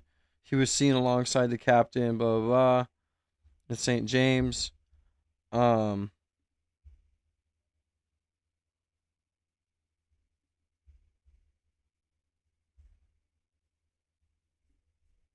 never mind. Maybe that's not right. Sorry. That seems to be more recent. I just thought that was damning. Holy shit, I thought I found something. My bad. I thought I found something. I was literally about to say, holy shit, Donald Trump's associated with that. But if you look that up, Bill Clinton's kid is Chelsea. Oh, okay, Skippy.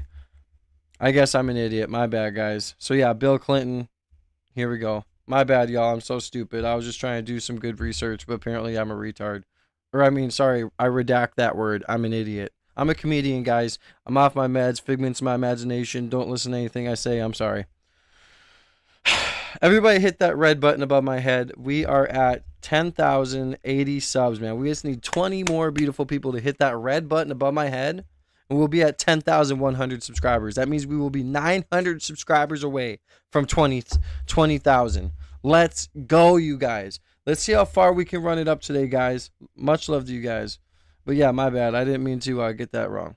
Alan Doshowitz and Mr. Caruthers and even Mr. Islam will hurt you, especially if Ghislaine is busy or not with you.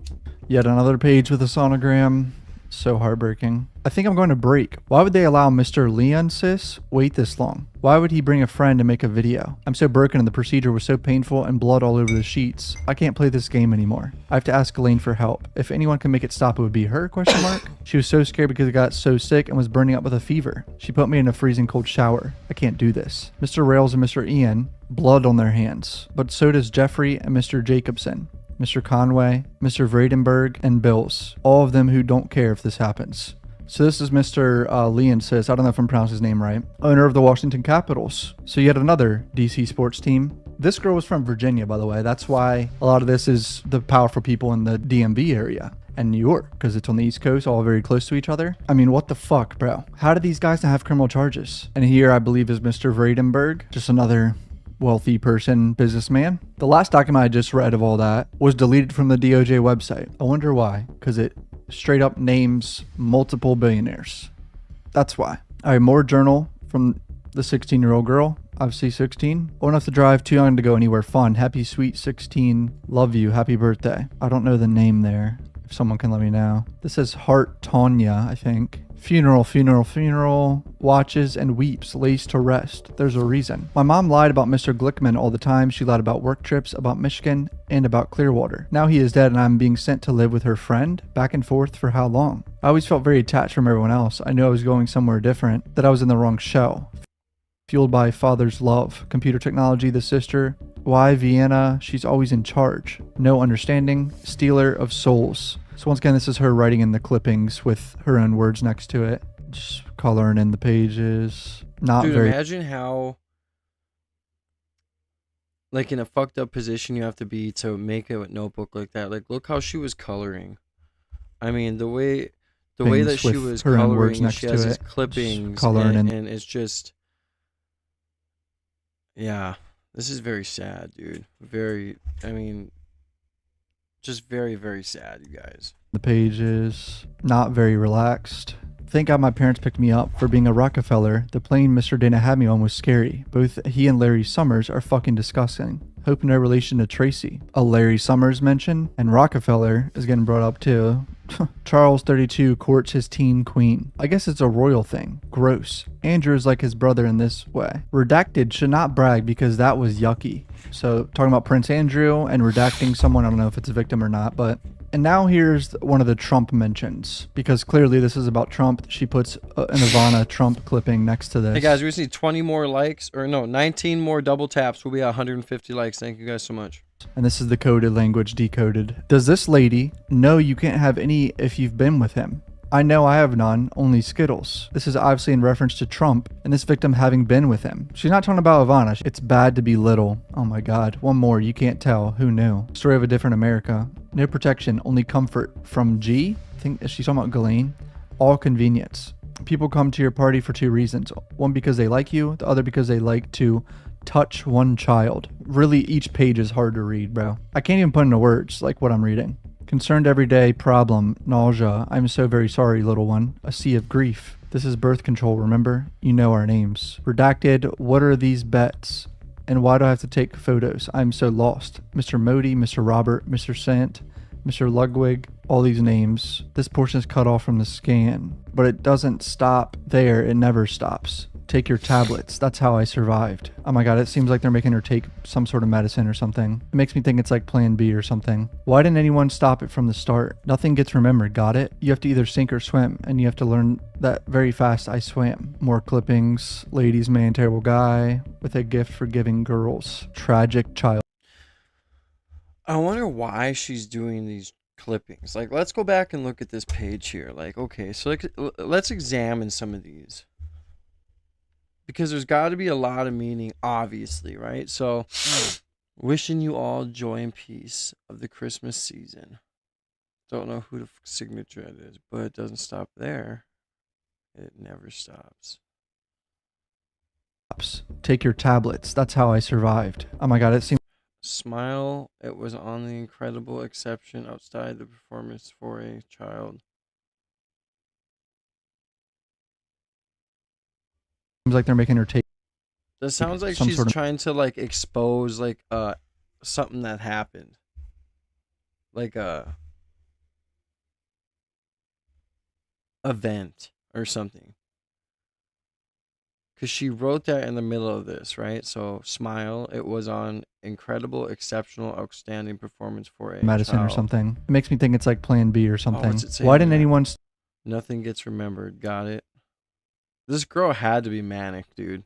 stop it from the start? Nothing gets remembered, got it? You have to either sink or swim, and you have to learn that very fast. I swam. More clippings. Ladies man, terrible guy with a gift for giving girls. Tragic childhood. You only get 365 of these a year. This poor girl is so strong for doing this, man. GM, is that Ghislaine Maxwell? Please explain. They know and won't talk about it. I could be wrong. I don't know if GM means that, but how much do you need to see to know she's beautiful? No one picking up more dirt than his girls. So what's the difference between us? Who else actually like me? Oh my God. I'll fight to survive with sensitivity and grace. Wow. You have everything to lose. Never forget where the real beauty comes from. Beauty is inside. Close your eyes. Close your eyes. Don't speak. She doesn't talk. I can't stop shaking. It's been a week. A decision was made, but I can't tell Jeffrey. These things happen. Why didn't I close my eyes fast enough? The doctor was different again. I think from Israel. Damn, bro. Right there. Right there. This world is evil, bro. He had kind eyes but didn't speak directly to me. This was different. A shot and those rod-like things had a hook and so much pain. Ghislaine said to push all the pain away. I don't understand. Blood and water all over the bed, and she was right. Like a feeling when your tummy hurts and you have to push. She said to close my eyes and put her hands over my eyes, but I didn't close them because of these tiny cries. I'm so lost. I saw between her fingers his tiny head and body in the doctor's hands. It reached his tiny arm up and had a tiny foot. I closed my eyes and no more. Yeah, legit can't take. Holy shit, dude. Wow.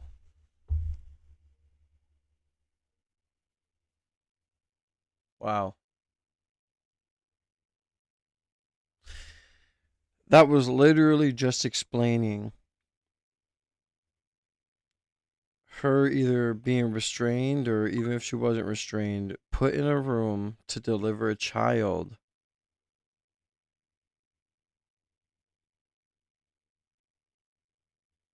And get it taken from her. And this is like the third one. Oh, 100% Darla for the adrenochrome. I was just talking about that earlier. We all know where these babies are coming from or going to. Literally just said in the text, it literally just said, I think he was from Israel. The doctor. So she's writing these vivid words. I mean, seriously, she's writing these vivid words where she's just like blood and water all over the floor, and she was right. like a feeling when your tummy hurts and you have to push. She said, close my eyes and put her hands over my eyes, but I didn't close them because of this tiny cries. So she's hearing her baby's cries as it's coming out. I am so lost. I saw between her fingers and a tiny head. So she's saying that like she saw. Wow. As a doctor was trying to cover her eyes, she was looking in between, and she saw her baby's head and hands and a foot. I closed my eyes and no more. Oh my God. And I told you earlier about what there's even rabbis on video, on audio talking about it. I have them saved. I can show you where they talk about how they take these babies, they do these things to them, and they do certain things with the babies. I can't say too much, but wow. If Epstein wasn't just a child predator operation for intimate moments, it was a island for farming kids, for farming babies. This girl said she had 3 kids taken from her. And she tried to run and go to a friend's house and hide. And they were still looking for her. And all this is going on. And these babies are going to where we know. We should ask the rabbis. How about that? Let's ask the rabbis. The high ups. Then we have 400,000 kids just go through our border and go missing. Remember when I showed you guys that clip with Mr. Higgins on the stand? Saying you just funneled these kids in and they're saving anywhere from 14 to 40 kids out of one house because they're being trafficked. And you're telling me on Epstein's Island, not only was it an island where they got massages and they did this. No, they didn't want to release the files. They don't want to release the files for one reason only.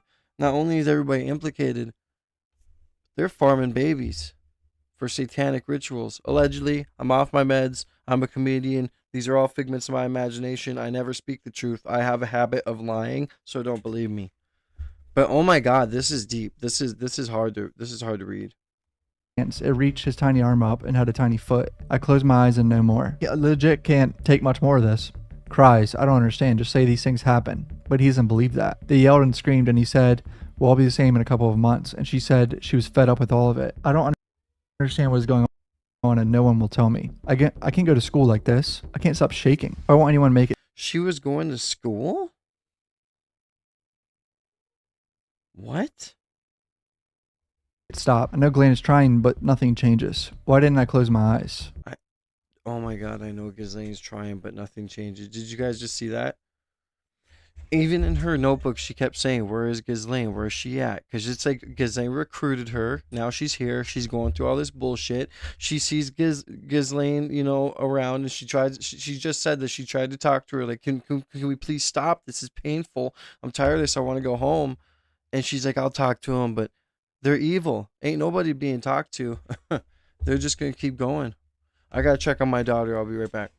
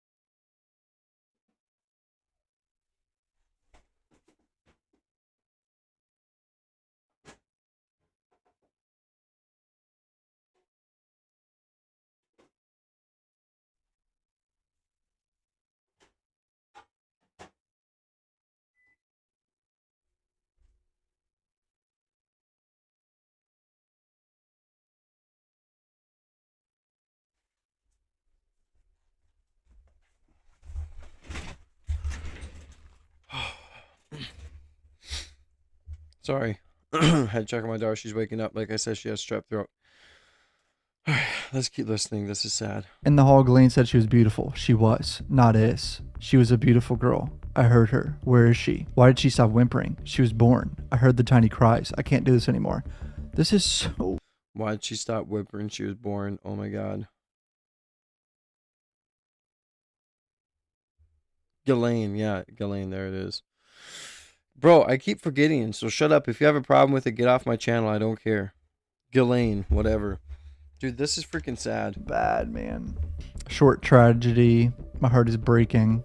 X is out, stillborn, and just puts born. He was right, a couple of months and 2 pink lines with a hold on being with others until after it was positive. I want to die. Why didn't you protect me? As long as I'm wearing what you want, there's no respect for me as a human. I'm nothing but your property and incubator. You only trust me when I'm under your complete control. I would never trust another man. I am nothing but your property and your incubator. That's crazy to say.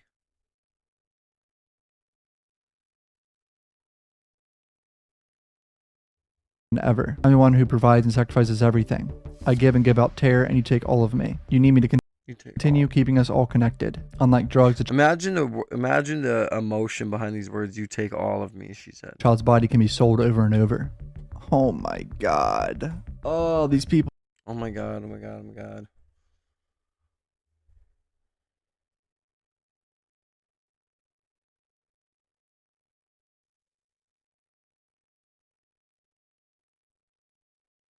It's making my blood boil, bro.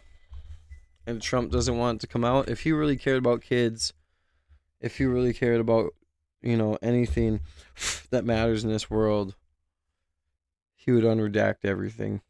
A child's body can be sold over and over. Oh my God. Oh, these people need to die. They just need to die. This is not surprising, but there is no such thing as a child prostitute. They're children and cannot consent. They're missing the biggest in my own backyard, and so many more, like Mar-a-Lago, and where I see Mr. Joe and Miss Ann. There's too much evidence for Trump not to be involved in this. There you go. See? Mar-a-Lago. I'm sorry, I don't give a fuck what y'all are going to comment. I don't give a shit. Our finance department deals with all the paperwork. Unfortunately, the finance department is also family. Oh my God. I mean, that's basically her saying, it sounds like her family's selling her. Who knew I was born a slave? Life in a paralegal universe. Please release me from this torture in hell. A clipping about this, controlled all by Jeffrey all the time. Clipping about what? Can you not show it on YouTube? I mean, that's basically her saying, it sounds like her family's selling her. Who knew I was born a slave? Life in a paralegal universe. Please release me from this torture in hell. A clipping. The headline below is not about metaphor. This story is about slaves, not people living like slaves, working hard for lousy pay. Not people 200 years ago, but it's about 27 million people worldwide who are bought and sold, held captive, brutalized, exploited About for profit. This. It's about Controlled all by. Damn it.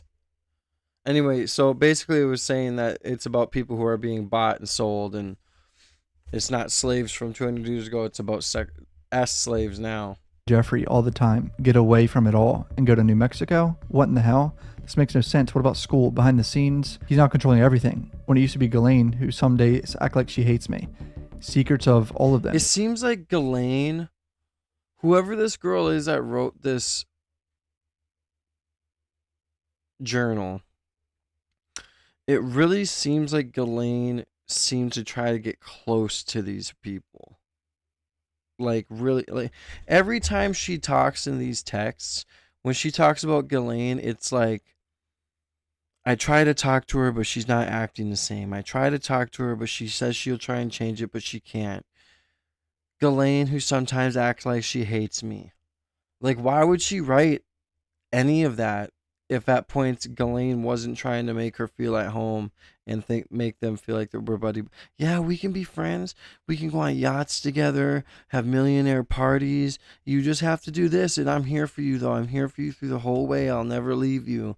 And this is why she's talking about her like this, because she sugarcoats these girls, or whatever the hell it is. She coaxes these girls by having good charisma and telling them all this stuff, and then get them to do these things, and then she just leaves. She's like, I'm out, I'm done, I can't do it. And it's just, this is wild. This is very sad. And whoever wrote this journal to this girl, God bless you. Don't know if she's even alive, but Jesus Christ. I'm tired of keeping this secret. I know people are wondering, but I can't tell. I'm exhausted. Broken promises. I don't understand why she's treating me on some days like I'm an enemy, but then we see. I don't understand why she's treating me on some days like I'm an enemy, but we lay in the lay in bed together, and she is how I used to be warm. He makes her. So they cuddled in bed even. That's crazy. Feel my tummy, and it's so sad and confusing. Superior gene pool? Why me? It makes no sense. Why my hair color not? Dude, and Jeffrey Epstein was so interested in genetics and science and all this other stuff. So he was using, that's why it's saying superior gene pool, why me? It makes no sense. He was getting these girls to see about their genes and breed them, and oh my God, this is completely psycho and satanic and crazy. Eye color. This feels very Nazi-like, but I'm thinking about these stupid insane Nazi-like is an understatement. Theories he has. I guess in his mind it makes sense. The piano and music comments are made to convince me this is right and will create perfect offspring, he calls them. What am I reading, bro? Piano or viola. I'm starting to resent them both. I miss the person I was before. I was made into what feels as a human incubator. Oh man. And this is the page obviously of what was just decoded. I mean, this girl's so smart for doing this, because this really does look like a bunch of random writing. At a certain point, it would maybe stop someone from wanting to put in the effort and trying to read it. My friend redacted realized much of everything and came. One thing though is as if they wouldn't figure out how to read it, bro. It's Mossad. To me to get out of Mary's. She made me leave all the things of value in the bed. She put all my belongings in trash bags. I may have avoided New Mexico. I've been staying with friends, but never more than 2 or 3 nights because my mother's on the warpath. Oh my God, her mom was looking for her to get her back there. Redacted has been so great, but Redacted saw me changing and knows about the baby. He said he promises to help me and we'll figure out what to do. Oh my God. My heart belonged to her. She was so very beautiful. She was perfect. I can't bring myself to write what happened. I'm beyond broken. I only got 10 to 15 minutes to hold and feed her before they took her. She is mine. I want her back. Oh my God, bro.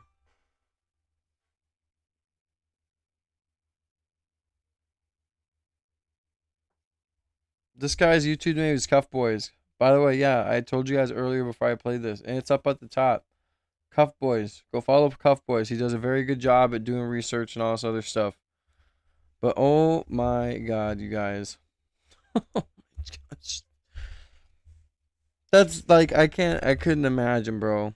My heart belongs to her. She's so very beautiful. She was perfect. I can't bring myself to write what happened. I am beyond broken. She writes, this is the saddest part.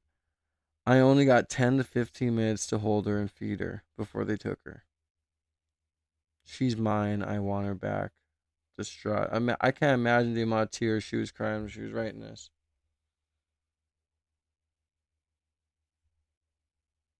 That's just crazy. Distraught. Help me, please. Can't anyone find me? Barely survived all those procedures. My heart is gone. These clippings make it so. What procedures? I want to know what procedures. Her passion is dead. Farewell, princess, angel, inhumane prophet. Help me. Please. Please. Can't anyone find me? Damn. So much worse when you see him too. April 22nd, I had no choice. I wasn't ready and she wasn't ready. My mother had found me and it was urgent. After so many bonding moments with Jeffrey and Ghislaine, their baby inside me, with me in the middle, she wouldn't even look at me. We said nothing to one another and I was so confused. When we arrived at Palm Beach, I was taken to a house close to Jeffrey's, I think called Ocean Boulevard or Street. But it was close and I was alone except for the new driver, not Mr. Juan, an elderly French lady whose pictures on the wall didn't have her. She had a thick accent and was kind. She had been born to deliver babies and had been doing so before I was born. Similar as the one with the shot and... This is too fast. I'm sorry. Let's rewind it just a tish here. Because this is fucking crazy. Street, but it was close and I was alone except for the new driver, not Mr. Juan, an elderly French lady whose pictures on the wall didn't have her. She had a thick accent and was kind. She had been born to deliver babies and had been doing so before I was born. Similar as the one with the shot and hook, but too much blood with so much water and unbearable pain. She put her hands inside me and seemed worried. I didn't understand. Something about the baby facing the wrong way and putting, oh my God, pressure on the placenta. Whoa. What'd that just say? Oops. Oh, come on.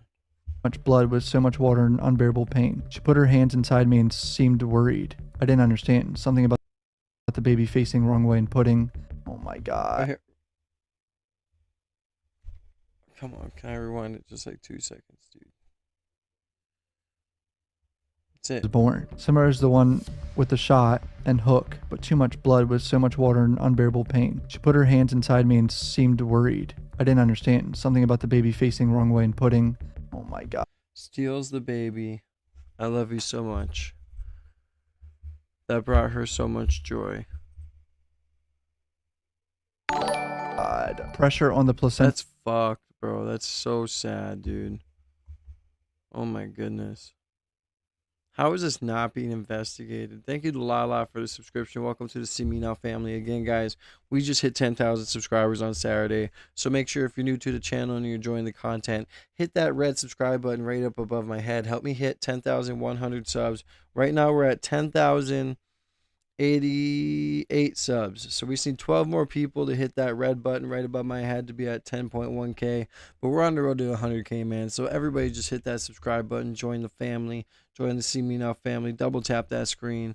This is freaking sad, man. I can't even listen to this. This is ridiculous. But yeah, we're on the road to 100K, man. We're going to get that silver plaque before the end of the year. Things would have to be different. She said I should be brave and strong and listen to her directions so she could help safely get the baby out. I was terrified seeing so much blood on the bed and floor and started to panic. I don't know if I can read much more of this. I'm getting close to the end of this, but this is just so fucked up, man. She had me flip over to my hands and knees and had me push and push. It was so excruciating. I could feel everything. Is there any like sort of sedation or pain meds, or like not pain meds, because I know you can't do that when you're delivering.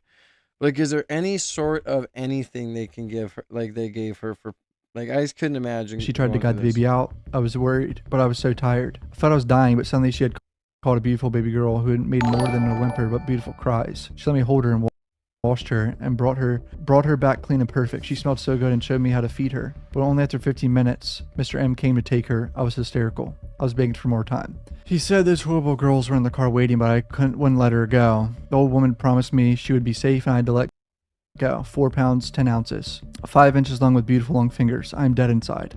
Life has no meaning. I don't want to be. So she's had another kid taken from her. Thank you, Michelva, for the subscription. God bless you. Welcome to the See Me Now family. She just had guys. She's just described. We just heard one earlier, just 5 minutes ago. She just described again. We need to go re-listen to this. How she was terrified. So much blood on the floor. She had to flip over on her hands or knees. This girl got out. She just went through this excruciating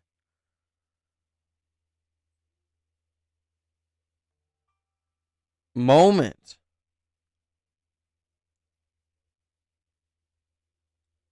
And she gets the kid all washed up. The person who delivers it washes her up. I don't even know what the condition of this girl is in. She said there was blood everywhere. It was, it was so complicated. How is this girl's health?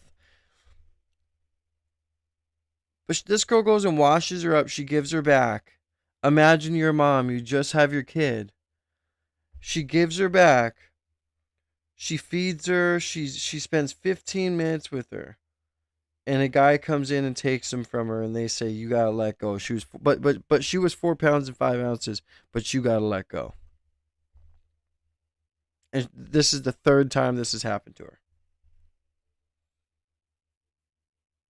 Epstein was running a genetic experiment site along with a child trafficking site. I guarantee it. Again, I'm off my meds, fig me in my imagination, allegedly, all that other stuff, but. In every documentary, it says that Epstein was so infatuated with genetics and science, and he always invited scientists to his island and all this other stuff.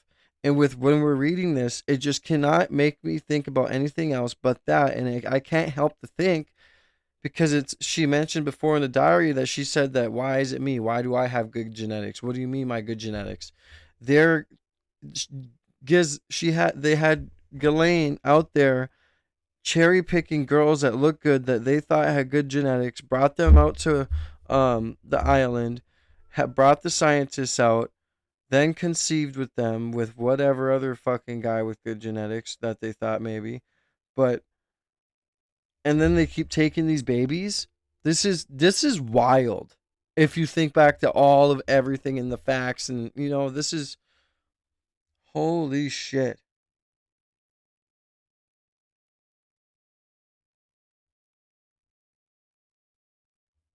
Wouldn't let her go. The old woman promised me she would be safe and I had to let go. 4 pounds, 10 ounces. 5 inches long with beautiful long fingers. I'm dead inside. Life has no meaning. I don't want to be here. Jean Luck Burnell is a model scout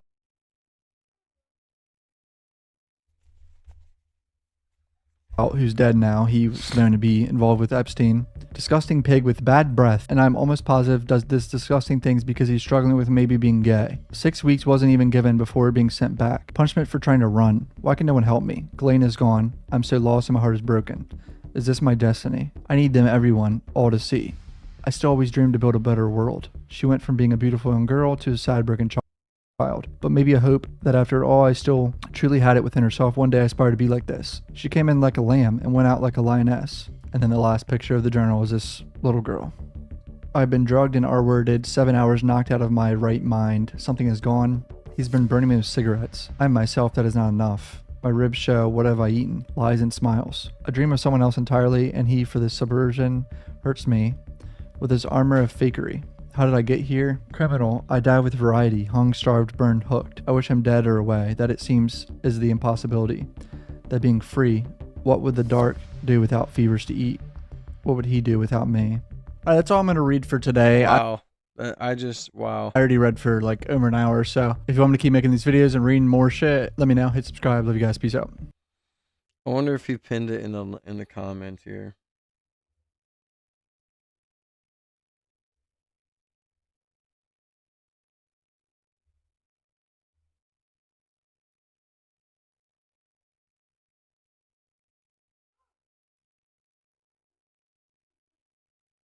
Yeah, he didn't pause it, or he didn't.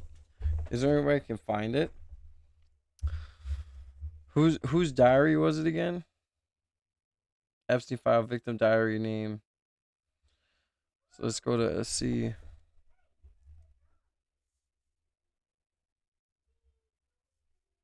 I'm sorry.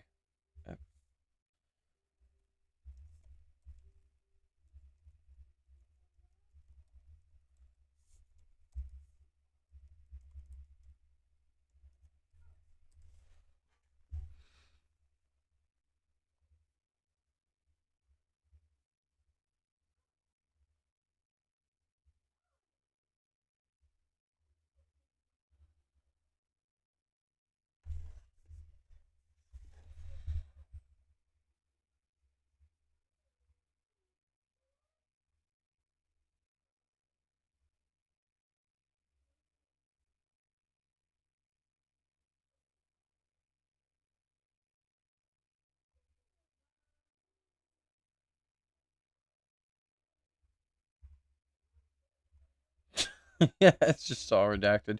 I'm looking for the diary, but yeah. That's wild. I don't know where he found it at. Can anyone tell me in the chat?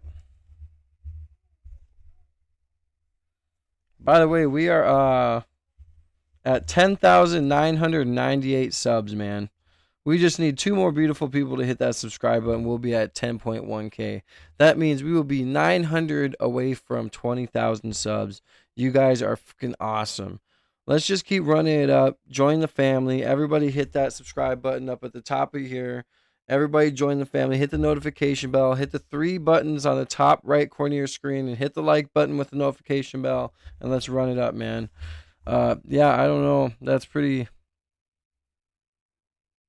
That's crazy, bro.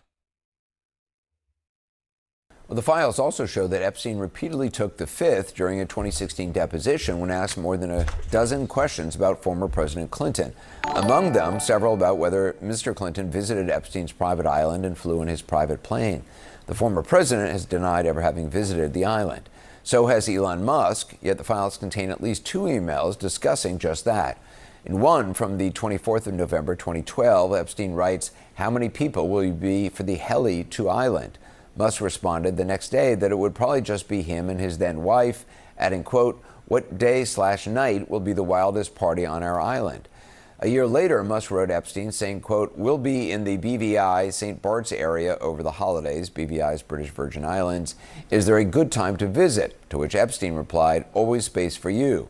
It's unclear if that or the other visit took place. Representatives for Musk did not immediately respond to a request for comment about the new emails. And Musk in 2019 told Vanity Fair, quote, "He tried repeatedly to get me to visit his island. I declined." Now, Musk, you'll recall, famously posted this during his beef with the president this year, quote, "Time to drop the really big bomb. Trump is in the Epstein files." Minutes later, he followed up with, quote, "Mark this post for the future. The truth will come out." Now, keeping him honest, that's kind of hard to do. He seems to have taken the post down along with the first one. Also in the files, Commerce Secretary Howard Lutnick, who famously said he'd broken ties with Epstein in 2005, vowing to, quote, "never be in the room with that disgusting person ever again." The files, though, reveal Lutnick or his wife, Allison, were in touch with Epstein as recently as 2012. In an email from Allison Lutnick in November of that year, she writes, quote, "We are looking forward to visiting you," adding, "We are traveling on a yacht called Excellence, and I am CCing the captain."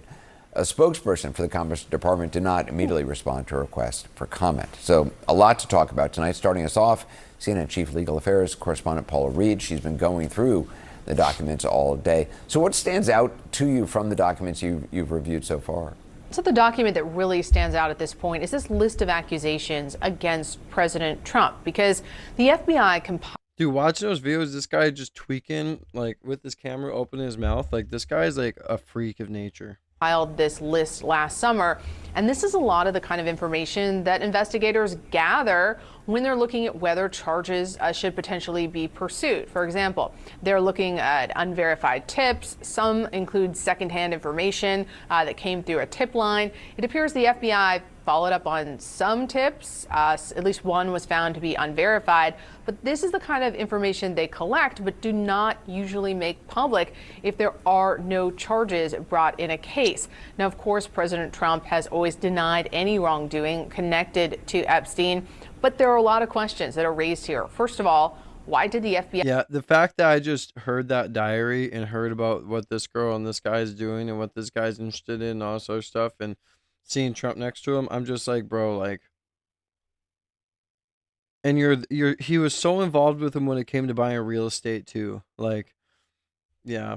I make this list of accusations specifically relevant to President Trump, though President Bill Clinton was also mentioned in there.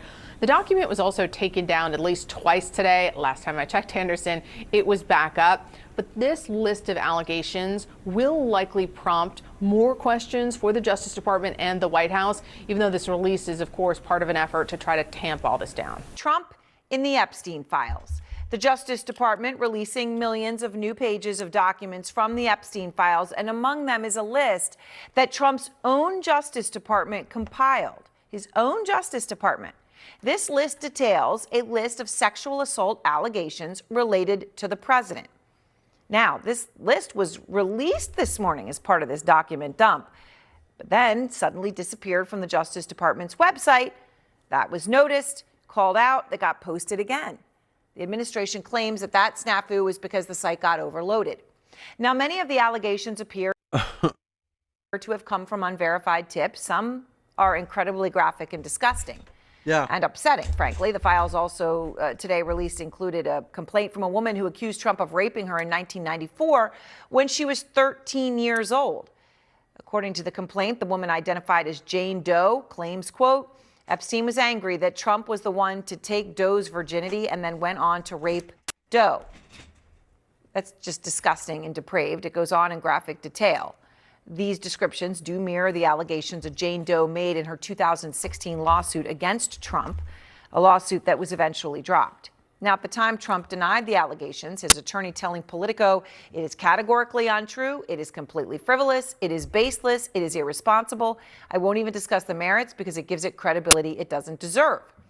And Trump's DOJ, again, stressing, quote, this production may include fake or falsely submitted images, documents, or videos, as everything that was sent to the FBI by the public was included in the production that is responsive to the act, referring Plausible to the act of Congress deniability. forcing them to release these files, of which this chunk they're releasing, of course, is a month after the deadline.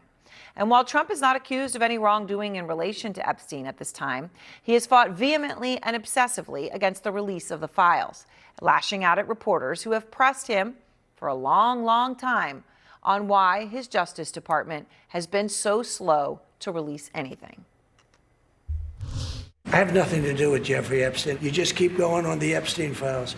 And what the Epstein is a Democrat hoax. We have nothing to do with Epstein. The Democrats do. All of his friends were Democrats. Dude, Israel just doesn't want... Okay, so never mind.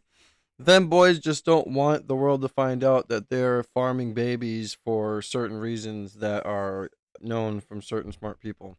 Quiet. When you talk about the Epstein hoax, it's just a hoax. The whole Epstein thing is a Democrat hoax. Joining us now is Virginia Democratic Congressman James Walkinshaw, who sits on the House. By the way, guys, much love for the 150 likes. Thank you again for the 10. We're at 10.1K now. We're at 10,005 subscribers.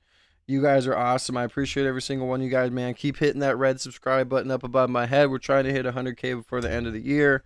Keep double tapping that screen, man. Hit the notification bell after you hit the subscribe button. Show some love and support.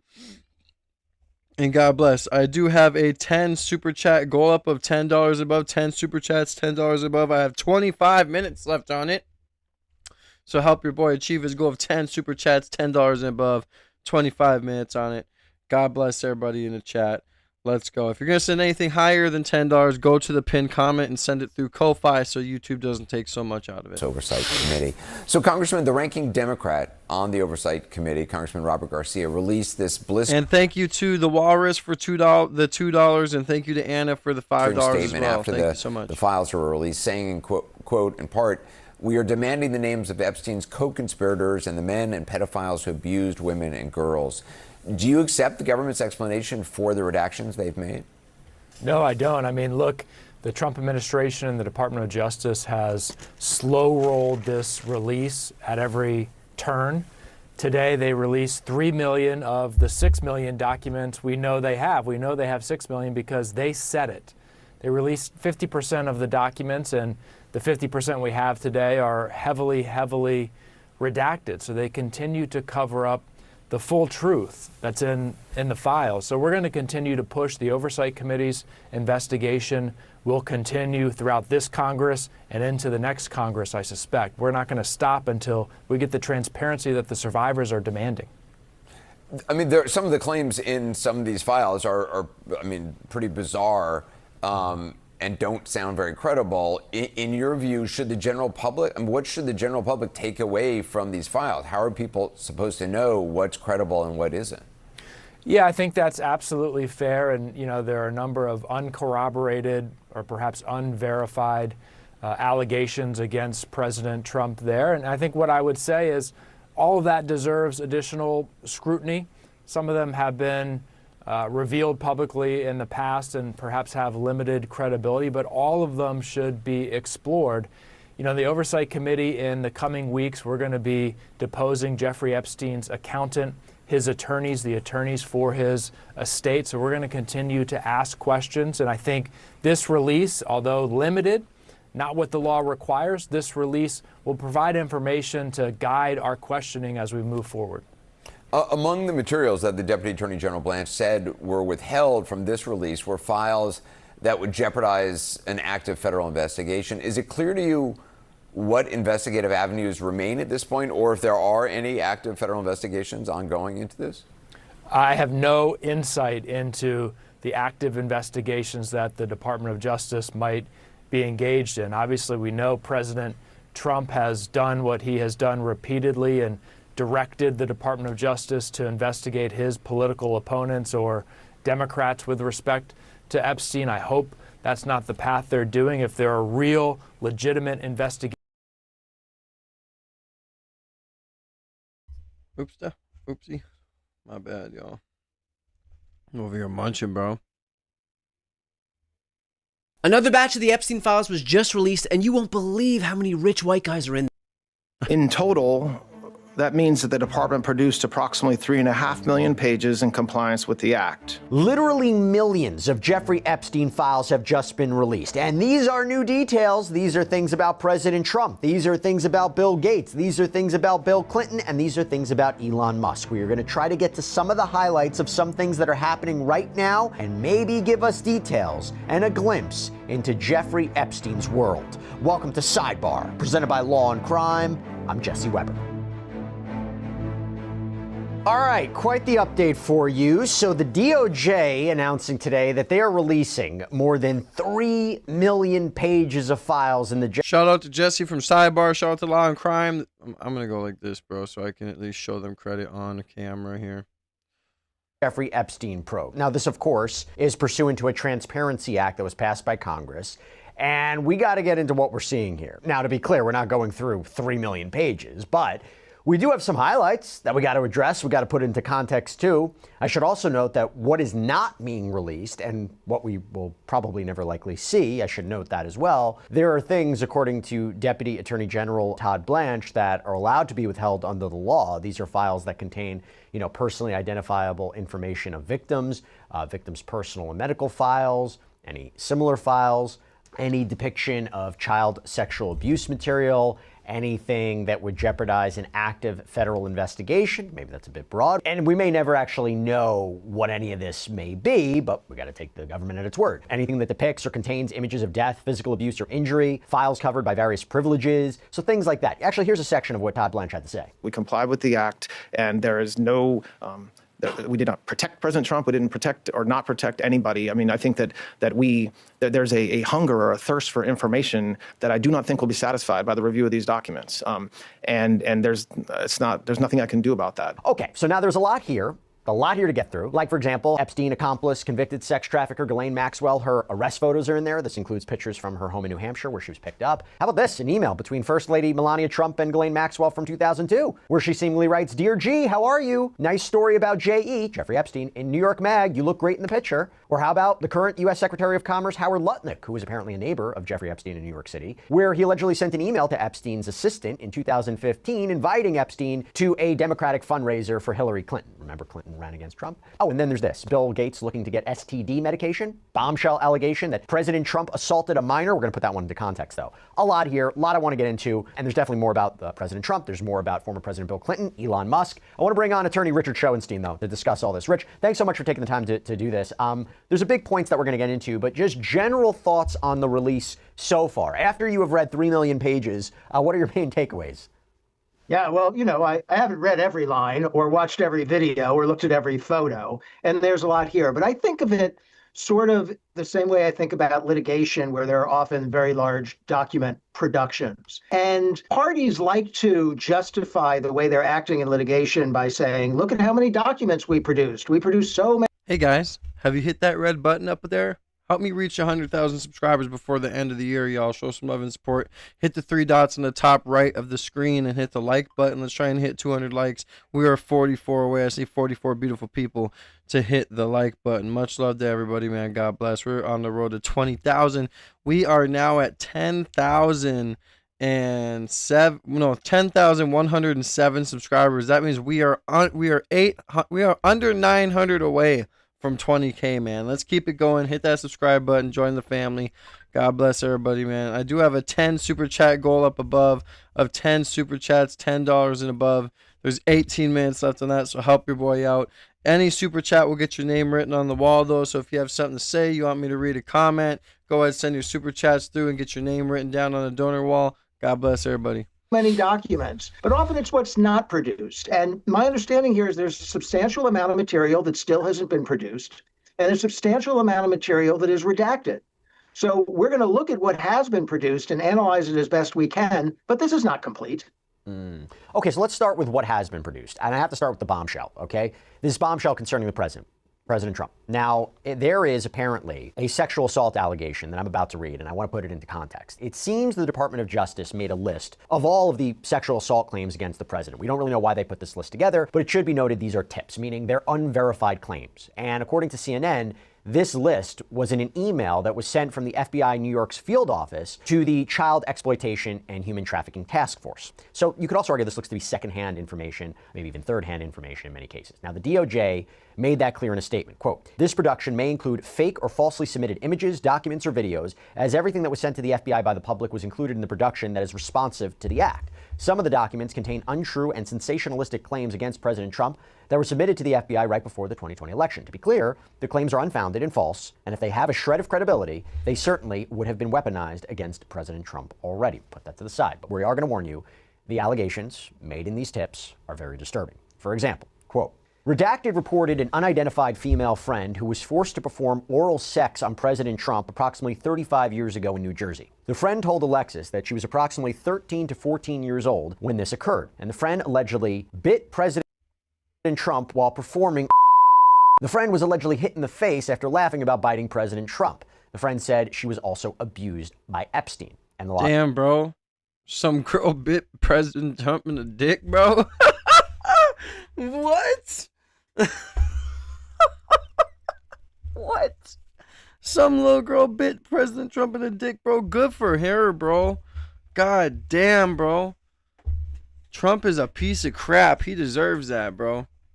States that this tip was sent to the Washington office to conduct an interview.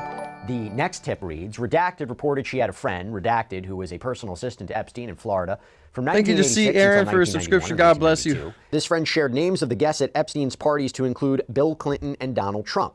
Now, there's a call log that indicates that 2 voicemails were left for this complainant, but there was never a response. And then you have a tipster who connects the Alexander brothers. You know, the guys that are under federal indictment. They're in federal trial right now in New York for allegedly sex trafficking women. We've been covering it here on Sidebar. They allegedly have a connection to Epstein. Quote, "At age 16, while modeling, Caller attended 8 parties at Epstein's New York residence. On one occasion, Caller reported she was sexually assaulted by Epstein. On another occasion, 2 twin brothers, Alon and Oren, lured Caller and her friend upstairs, but they escaped back downstairs. Caller stated Oren raped her best friend, and a third brother, Tal, raped a 14-year-old girl named Redacted. Caller named other..." Yeah, but is there proof for these, though? So I'm not going to lie. Like, these are, I don't know if there's proof for any of this. Like, this is all just claims. These are crazy claims, bro. You need to have some substantial evidence to prove it. Individuals involved in, quote, "big orgy parties with her, other young girls, and older Victoria's Secret models, including Bill Clinton and Donald Trump. Online complainant reported she was a victim and witness to a sex trafficking ring at the Trump golf course in Rancho Palos Verdes, California between 1995 and 1996. Complainant reported Ghislaine Maxwell as the madam and broker for sex parties, clients of whom included Epstein, Robin Leach, and Donald Trump. Quote, "The guests were older men and included Elon Musk, Don Jr., Ivanka Trump, and Eric Trump were there. Attorney Alan Dershowitz was also there with attorney Bob Shapiro. We were taken in rooms, forced to give to Donald Trump, forced to allow," I think this says, penetration. "I was 13 years old when Donald J. Trump raped me. Ghislaine Maxwell was also present." Okay, Rich, what do we make of this? I mean, because there does become a question of whether or not these are credible claims. Yeah, and that's really difficult, Jesse. On one hand, some of what's asserted here is consistent with other allegations we've heard over the years against the president, and certainly against Jeffrey Epstein, right? This is consistent with things we've heard.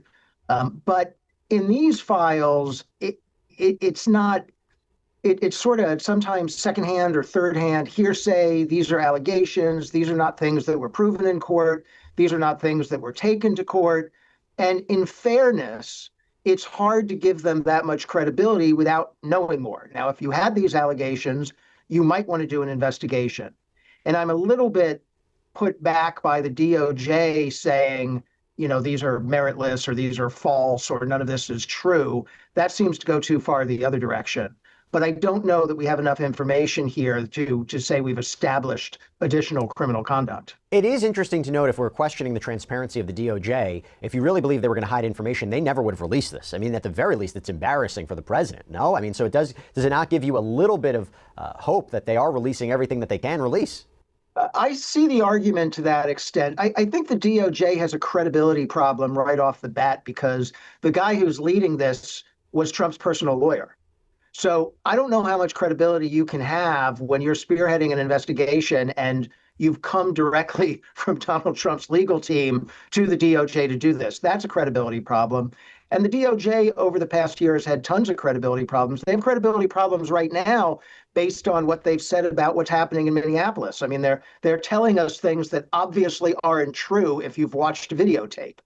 So they have a big credibility problem. It's hard to take them at their word about any of this, frankly. Let me ask you, and to be clear, law enforcement has never accused the president of any wrongdoing regarding Epstein. He's never been criminally charged or implicated. Let me ask you about Elon Musk. Elon Musk has come up in this. So Elon Musk comes up in this document dump in an email exchange from December 2013. Quote, "We'll be in the BVI," so the British Virgin Islands, / St. Bart's area over the holidays.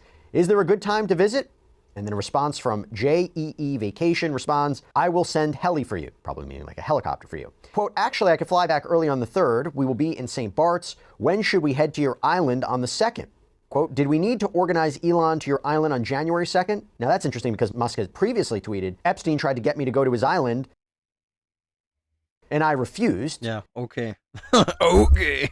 Now it's unclear if Musk ever actually followed through with this trip, but it wasn't just the travel to the island that was discussed via email. There's one from September 2012 that reads, "What does JE think of going to Mar-a-Lago after Christmas instead of his island?" And the sender and recipient are both redacted, but it's kind of unclear whether if this was a response to this. But again, it does make me question when I read something like this, Rick. Dude, everything they say, think about that diary that we just got read to us.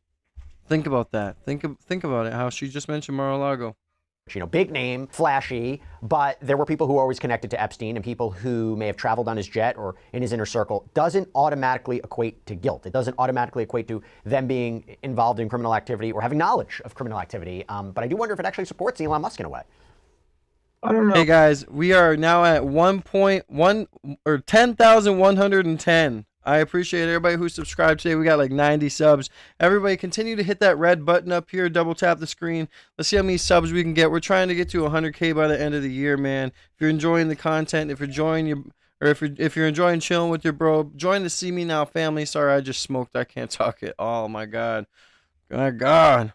Oh, you know, it is true. Jeffrey Epstein had social interactions with a whole lot of rich and powerful people, including Donald Trump, including Bill Clinton, and possibly including Elon Musk and many others. And that is something unfortunate that we've learned, that a person who had so many, you know, did so many bad things was able to establish these connections with the rich and powerful. But it doesn't mean that everybody he had a connection with engaged in criminal activity.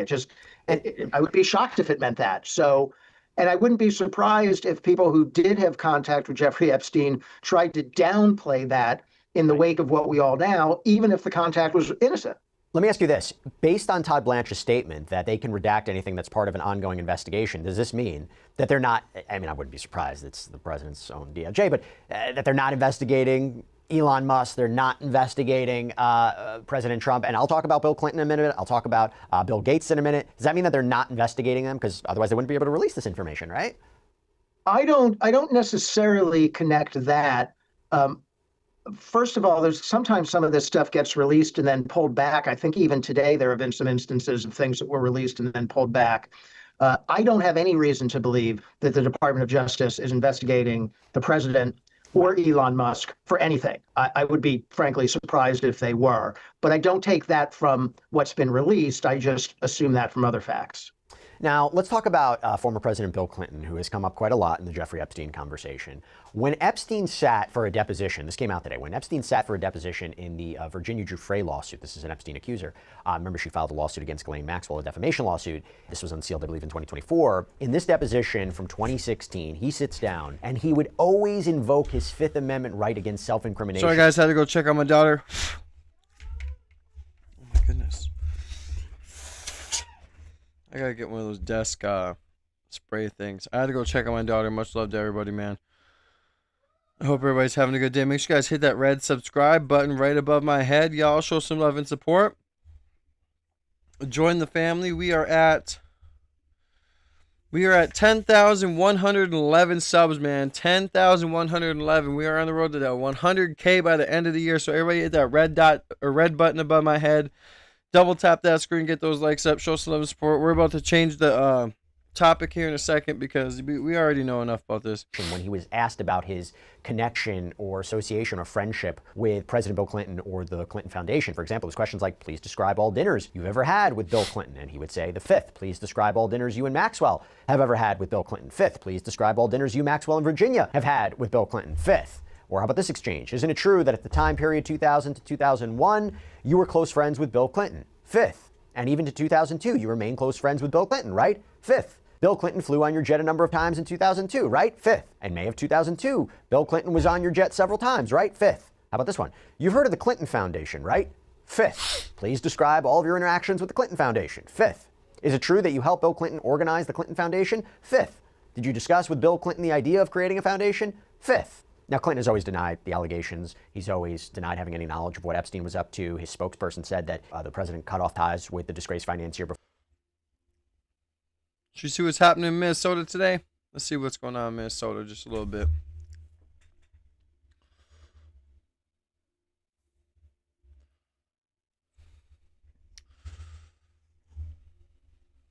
Just got live.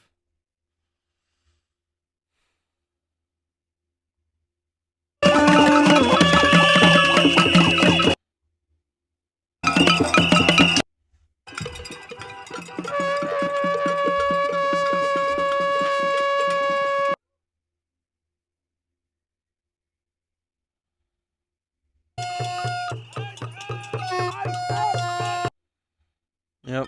Just looks like another night of losers gathering together. Security on stuff. But beyond that, So- we'll be tracking any protests happening at the Whipple building.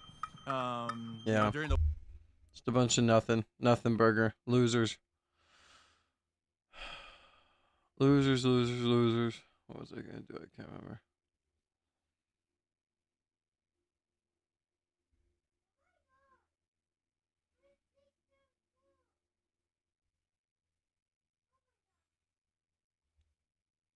The DOJ has officially released over 3 million additional pages of the Epstein files. More than 2,000 videos and 180,000 images are included. There's so much in these files, it's almost impossible to read everything and look at all the pictures and everything. Sorry, guys. When I keep getting up, I'm going to check on my daughter, just so you guys know. I am a single father.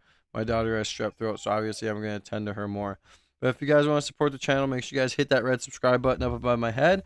Double tap that screen, show some love and support. Send through your super chats if you want me to read your super chats. If you really want to support the channel and you want to send more, go to the pinned comment in the comments and go to my Ko-Fi and send it there. So it goes straight to the savings account for the studio upgrades that are coming very, very, very, very soon, within the next month. I'm gonna dig in and start reading shit. Look at this website someone made. It's called Epstein Secrets, and it just shows all his relationships with everyone when you click each name, and it's just very powerful people everywhere. I mean, Prince Andrew, Donald Trump over here, 3,100 mentions. Bill Clinton, 1,300 mentions. Hillary Clinton, Elon Musk. I mean, we even got my boy Stephen Hawking over here. Like, come on, Stephen, what you doing on them islands? We all know what that man doing on them islands. Would you look at this? June 2023. Do you have time for a call to discuss a victim who recently came to our attention with connections to Epstein Maxwell case? This victim has identified other potential traffickers. Remember, the government tells us all day that there's no other people that did anything. So here's an FBI tip line, and this one is obviously a bunch of tips. I mean, people call in and leave tips, so some of it could be horseshit. I mean, that's just how this works, but some of it could be true. You know what I mean? Redacted report an unidentified female friend who was forced to perform oral sex on President Trump approximately 35 years ago in New Jersey. The friend told Alexis that she was 13 to 14 when this occurred, and the friend allegedly bit President Trump while performing oral sex. The friend was allegedly hit in the face after she laughed about biting President Trump. The friend said she was also abused by Epstein. The response from the tip line was, spoke with the caller who identified redacted as friend. Lead was sent to Washington office to conduct interview. Redacted reports she had a friend, redacted, who was a personal assistant to Epstein in Florida from 86 until 91 or 92. This friend shared names of some of the guests at Epstein's parties to include Bill Clinton and Donald Trump. 2 voicemails left, no response received on the response. At age 16, while modeling, caller attended 8 parties at Epstein's New York residence. On one occasion, the caller reported she was sexually assaulted by Epstein.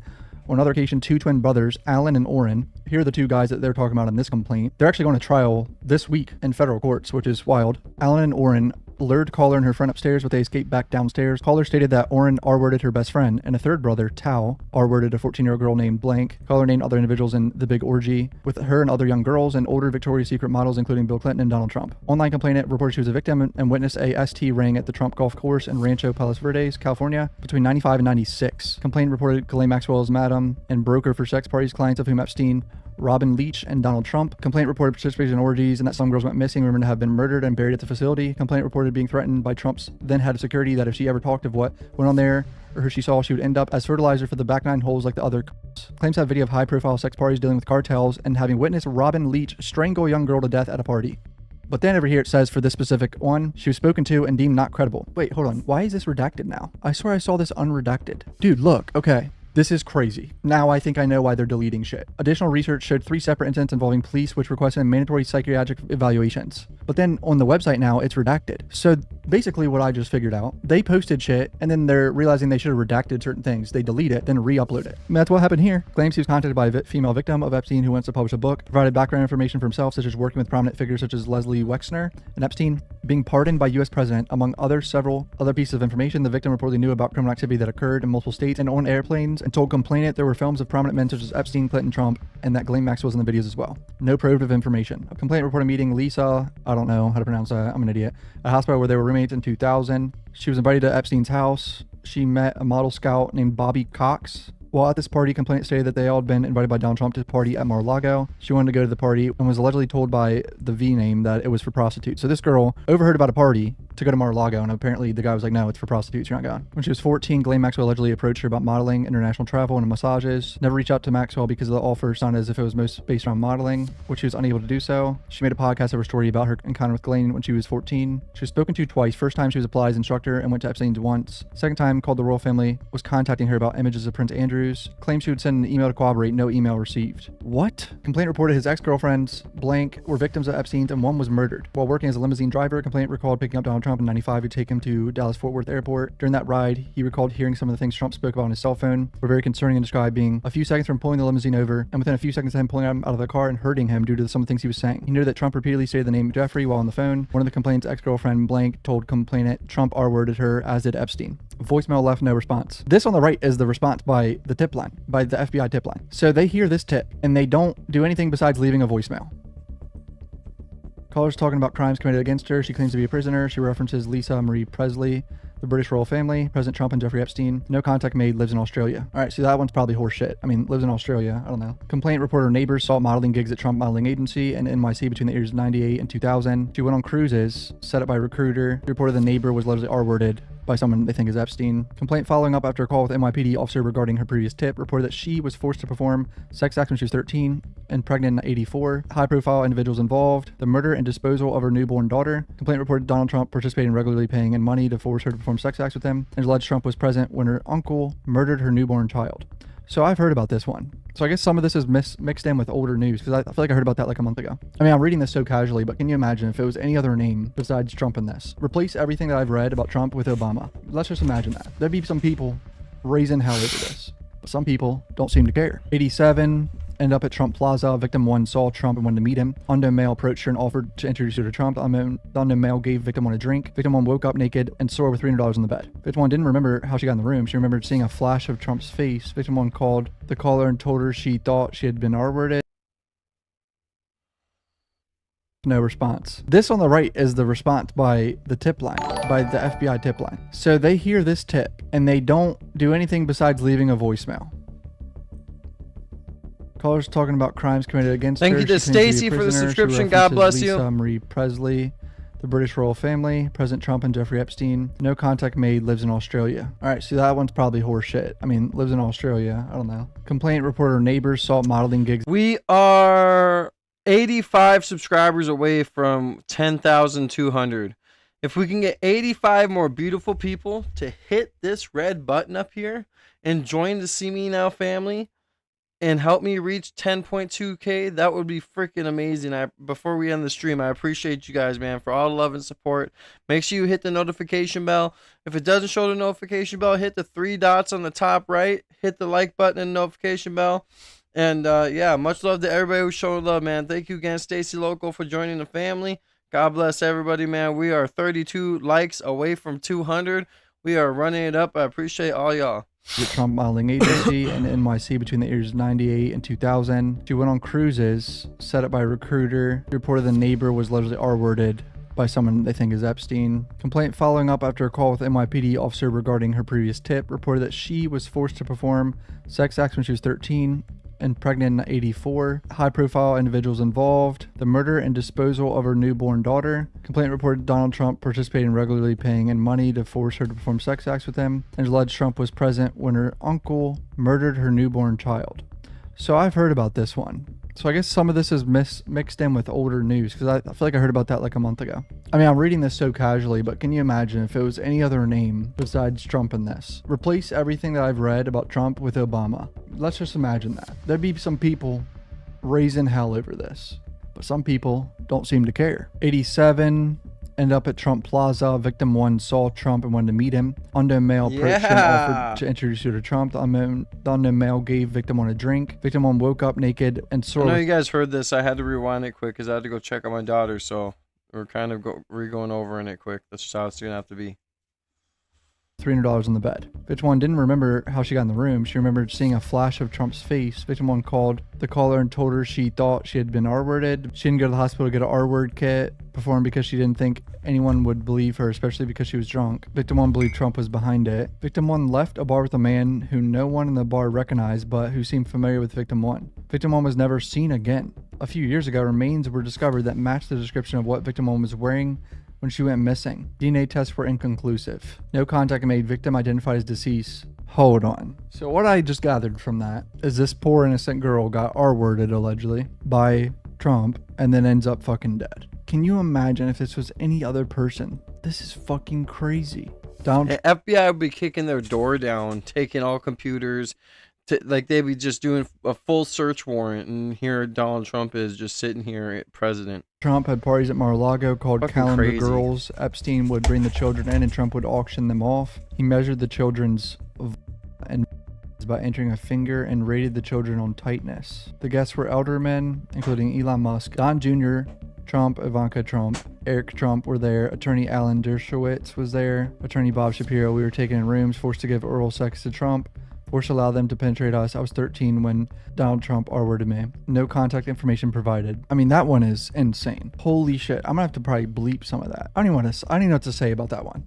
That one's baffling. All right, now I'm gonna go on to some Elon Musk emails with Jeffrey. Or I just searched anytime Elon is mentioned. I mean, come on. December 30th, 2013. Redacted to and from. Why are we redacting that? Organize Elon Musk to island for January 2nd. Why are you trying to go to the island so bad, Musk? What you doing up there? February 20th, 2013. When can Elon Musk meet Jeffrey Epstein at SpaceX? Now they're talking about solar, getting electricity to the Caribbean island. Another email. Can Elon attend the dinner on the 23rd? April 2013. And this is after Epstein was already convicted of something, by the way. I mean, he had that whole situation like 07 or whatever. Follow up with Elon for the dinner on April 23rd. Can he come? This is crazy, bro. He's begging to go to dinner. Dear Jeffrey, did you have dinner with Elon Musk? And did you explain to him my proposal? What was his reactions? So this is this guy, Sultan. I can't pronounce the name. Apparently he's some wealthy person from Dubai. So take that with whatever you want to think that's about. Just a reminder, Elon was asked about coming to your island on January 2nd. I mean, this is emails of them basically begging to come to the island several times. From Elon here. Elon says, actually, I could fly back on the 3rd. We will be in St. Bart's. When should we head to your island on the 2nd? Jeffrey says 2 or 3rd will be perfect. I will come and get you. From Jeff to Elon, I will send a heli for you. Oh my God, this is Jeffrey sending this to whoever this is, Juliana Glover. Listen to it. He's simply brilliant though. And it's a link to Elon Musk 2018 Joe Rogan episode. Imagine what Joe Rogan think about that. Epstein. Jesus Christ, Joe Rogan must be like, oh my God. Just to imagine, like, I went over all the science stuff earlier and all the other stuff, but imagine he wanted Elon Musk on his island because he heard the Joe Rogan episode. Like, that's crazy. Was listening to his shit in 2018.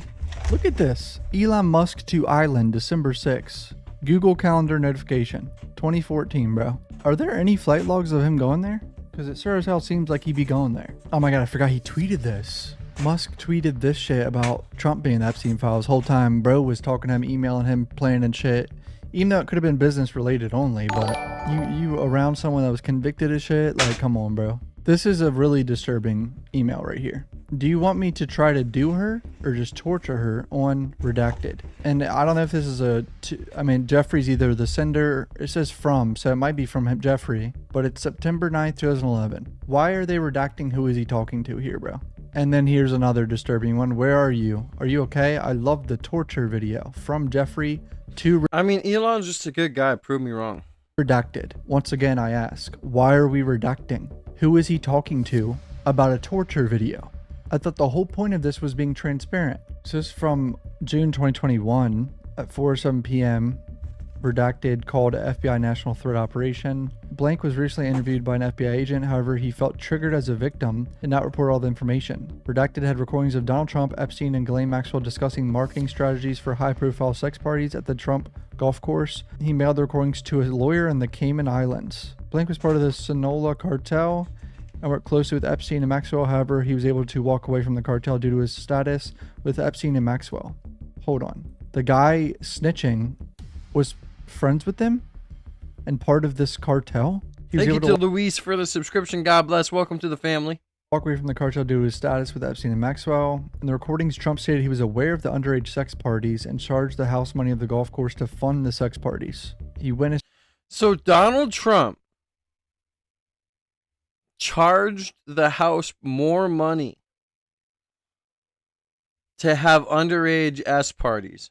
That is wild. It's Robin Leach strangle a young girl. Okay, it's the same person as we read earlier. Yes, baby, I'm coming.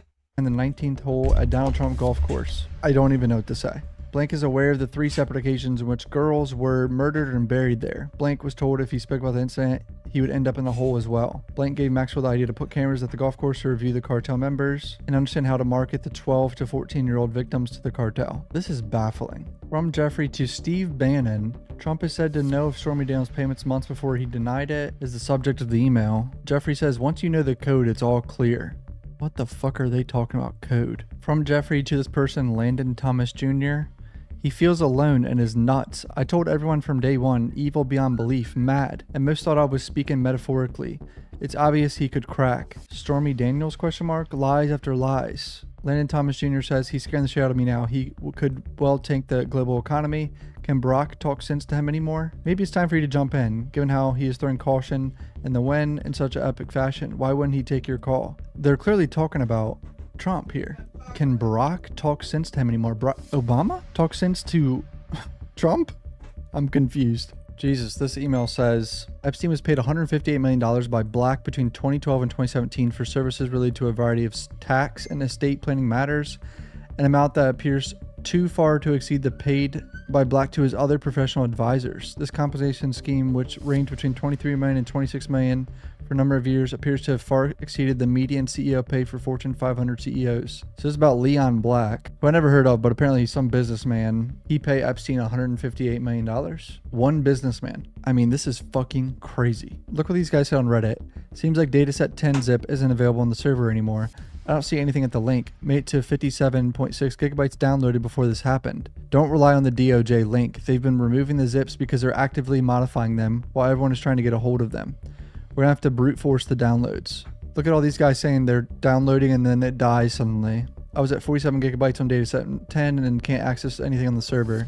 They're doing this shit on purpose. I'm telling you, the government isn't dumb. All right, well, I just read for like an hour and a half. I've been scanning all day for shit. Like, that's interesting, but I think it actually is impossible to look through everything. That's it for this video. If you want me to... Sorry, guys. My daughter keeps yelling for me to get stuff. I finally got her all she needs. We are good. All right.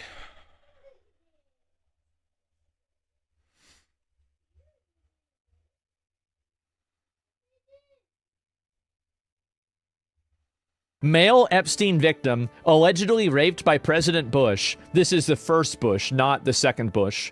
Witnessed a baby being dismembered. Isn't that cute? Let's go ahead and read this. So here we go. I'd like to add a few other points disclosed by my purported victim. While on his yacht, he witnessed an African-American male having... Shout out Asmongold. I don't know why I have it on full screen. Let's have it so his channel shows this is his content. Sex with white blonde females, all of whom were bleeding during intercourse. He was a victim of the type of ritualistic sacrifice in which feet were cut off with a scimitar, but left no scarring. On the yacht, he witnessed babies being dismembered, their intestines removed, and individuals eating the feces from their intestines. He was also raped by George Bush I.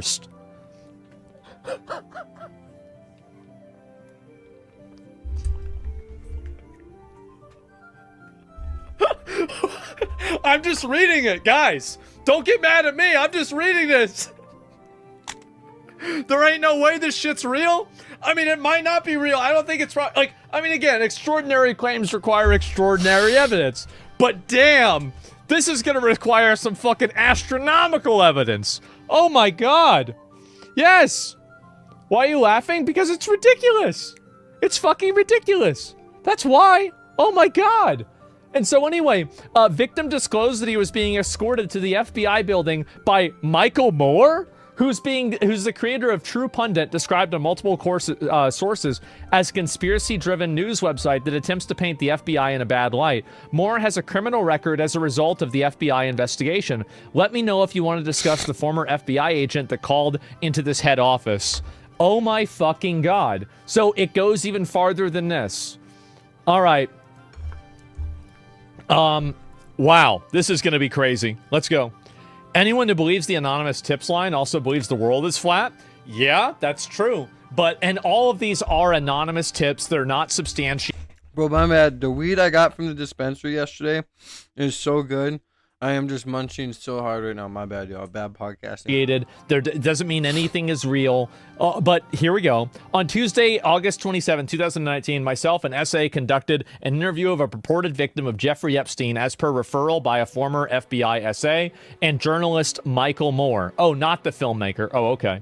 But at 1200 hours, the male identified as one, arrived at the C20 office, stated he was unemployed and resides with his mother and her unemployed, morbidly. This is the last thing we'll watch about the Epstein stuff, and then we'll like maybe just chill and watch some body cam videos or something, but yeah, I just can't keep watching this, bro. Obese boyfriend stated he has ingested hallucinogenic mushrooms as well as other illicit substances in the past and currently smokes marijuana. Reported being raped by his great uncle since the age of 5 years old until 22. Described, you know what this is like? This is like a cutscene in Diablo 2. Really? Holy shit! Oh my God! What the it's worse. Yes. It's even worse. Want to vomit? Yeah, it gets worse. Get ready. Listen to this. This describes me. Yeah, so instead of listening to this guy's shitty ass commentary, put a 1 in the chat if we should move on to crazy body cams. Should we just chill out and watch some crazy body cams? Put a 1 in the chat. I need you guys to spam ones in the chat if you want to watch some crazy body cams or some crazy like murder mystery stuff. 1 in the chat.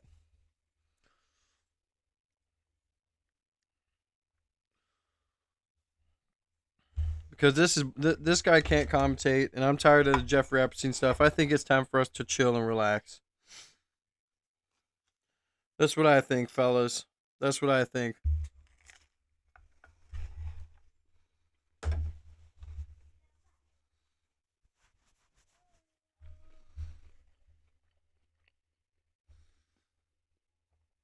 All right, we'll watch some silly stuff. Sounds good. Yeah, I mean, I've seen all this, so watching Asman go over it is ridiculous. And yeah, I'm hungry. On this channel, I do what the fuck I want. You know, I love my subscribers. I love everybody that supports me. But for people to sit there and be like, I can't believe you're hearing this atrocity and putting food in your mouth. Yeah, homie, I'm hungry. I just smoked a fucking fat blunt, okay? I'm hungry. Got the munchies. It is what it is, you know?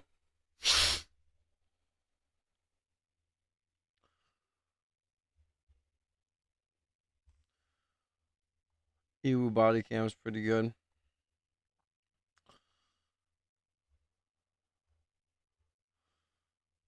The homicide of a beloved YouTuber. Oh god, we gotta watch it. Holy don't want to look. I don't want to look. This is Ewu Body Cam. Down here on the left, Ewu Body Cam. Everybody go subscribe. I'm already subscribed. Like the video. Famous or homicide YouTuber found dead. Here we go. Heart mangled.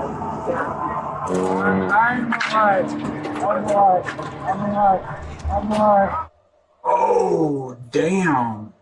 I hit somebody. I know. I actually was a fan. Yeah, He reminded me of you so much. When I get out of here, I'm going to start a YouTube. I think the first video I should make is like about this. On January 31st, 2025, a white van smashes into a car stopped at a red light, leaving the beloved YouTuber known as Desert Drifter in critical condition. But what first appears to be a tragic accident unravels under scrutiny as disturbing evidence pulls the case in a shocking new direction. And that is almost like it sped up before it even got to him. There was no, you'll see. The following is based on official police records, and the footage has never been seen before until now. Just after 10 p.m., dispatchers in Grand Junction, Colorado are alerted to a severe crash involving two vehicles at a four-way intersection. 911, this is Chennai. What is the address of your emergency? Hey, I'm on the corner of North and First, and there was a crazy accident. Okay, we were you need involved? ambulance here. Yeah, we're getting a lot of calls. Were you involved? No, I was not involved. I'm told I don't want to look. I don't want to look. Okay. Oh.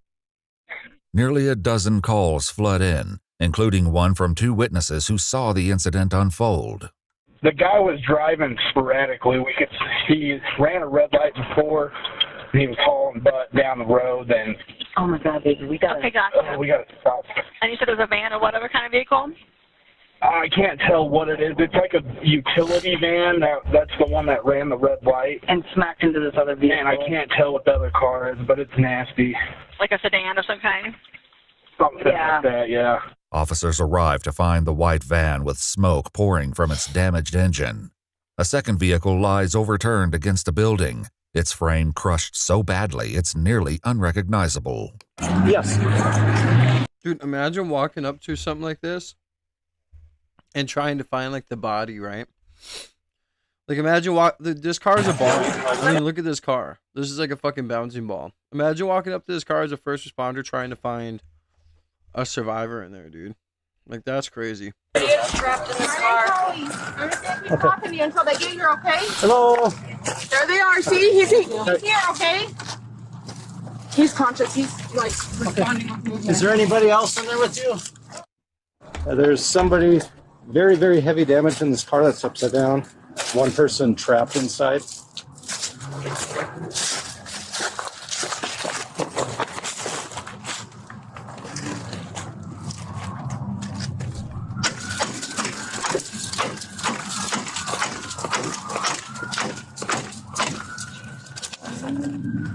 Can you hear me in there? Hello, can you hear me? Is there anybody else stuck in that one too? Yeah, there's a guy that can't help. Okay. You try to talk to him and get him woke up. We are at, sorry guys, I keep interrupting. We're at 10,120. We just need 80 more of you beautiful people. To all of you newcomers coming onto my channel, join the See Me Now family. We just hit 10,000 on Saturday. Hit the red subscribe button up above my head and then the three dots on the top right corner and hit the like and the notification bell and become a part of the family. We're trying to hit 100,000 before the end of the year. And I think before I end this live in about 45 minutes, we could be at 10.2K subscribers. So please show some love. Check on that guy. Oh. Are you okay? Hello. He's breathing. He's breathing? He's breathing, Okay. but he is unresponsive. Okay, is there anybody else in there?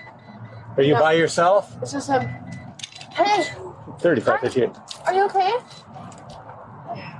I know you were just in a car accident. You're okay. You're okay. You're gonna be okay. Can you? We're going to need at least 2 ambulances.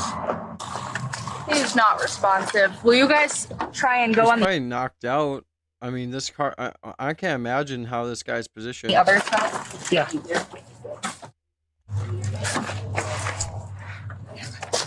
Not going to be able to get that open. He's breathing. He is breathing? He's breathing. He's unconscious. He's The button is white. Well, if it's white, hit the white button. You're from the UK. Shout out UK. Much love from the UK. I got a lot of love from the UK. I appreciate you for being subscribed. Much love to you. We're at 10,121. Yeah, if it's white, if it's red, if it's yellow, if it's purple, hit the motherfucking subscribe button and join the motherfucking family so you can help me get to 100K before the end of the year. God bless you guys. I love you. Bye-bye. We're gonna have fire in about. They're gonna have rules on that. He's on the passenger side. Is he awake? Breathing. He's breathing. He's not conscious. He's buckled in there. Copies. Jules! The driver of the overturned car is later identified as 30. By the way, I got an e-bag. Guys, please hit the Ko-Fi link and support your boy. Come on now, I stream for 5 hours Monday through Friday. Hit the Ko-Fi link and support your boy. Come on now. Don't you want your boy to be able to go get a bag? Don't you want me to be able to get some fried chicken? Hit the Ko-Fi link. Come on, y'all. Come on now. Hit the Ko-Fi link and support your boy, man. Go straight to the savings account, buddy. Hit the Ko-Fi link, man. 6-year-old Andrew Martin Cross, the YouTuber known as Desert Drifter. While a rescue team prepares to cut him free, an officer up the road tries to keep the other driver calm. Dude. All right, there you go. Yep. All right, just, yep, ambulance is here. Fire truck's going to try to get you out, okay? Bro. Okay.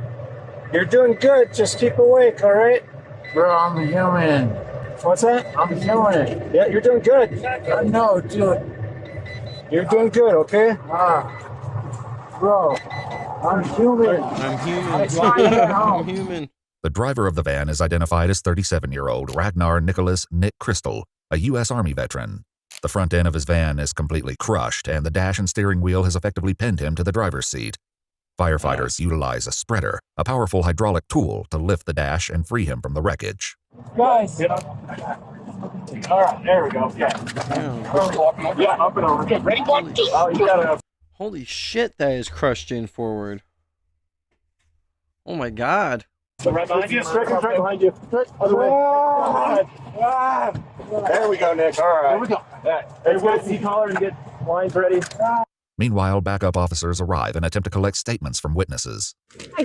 Did you see what happened? I was just heading westbound. And I saw maybe a little bit of it, but not enough to give a testimony. Beside the officer, a bystander records distressing footage of the crash site on his cell phone, which later surfaces on YouTube. I don't know where Stop recording. Did you guys see what happened? No, we were. Same as him. Okay. And we don't understand this criminal justice stuff. Okay. Ma'am, did you see what happened? I didn't. I was sitting at Stinker. I saw the explosion, but I didn't actually see exactly what happened. Okay. I'm an Uber driver. I was waiting for a call, and so I rushed over and called 911 and tried to do a little assessment for an operator.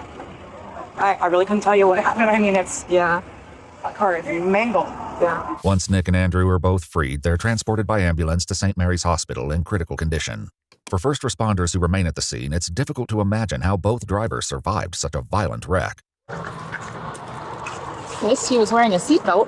Yeah. I think he smacked his head right on that windshield. You got that stuff? Oh, I'm sure he smacked into a lot of stuff. I can't believe that guy in the van was talking. What were they chasing? We weren't chasing him for anything. We were told that he was running from the cops. This guy was running from the cops. He came through the intersection and shut him out. Yeah. No.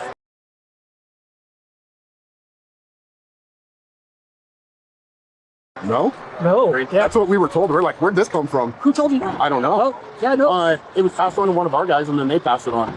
Yeah. Rumor mill. Yeah, that's how that stuff starts. Yeah, exactly. Rumors aside, officers are still a long way from understanding the truth of what happened here tonight. An officer arrives at the hospital and attempts to question Nick, the driver of the van, but this proves challenging. Hey, Nick. Hey. I'm Officer Keys. Please release my body. Can you tell me what happened? Don't grab there. Why is it my fault? I didn't say anything.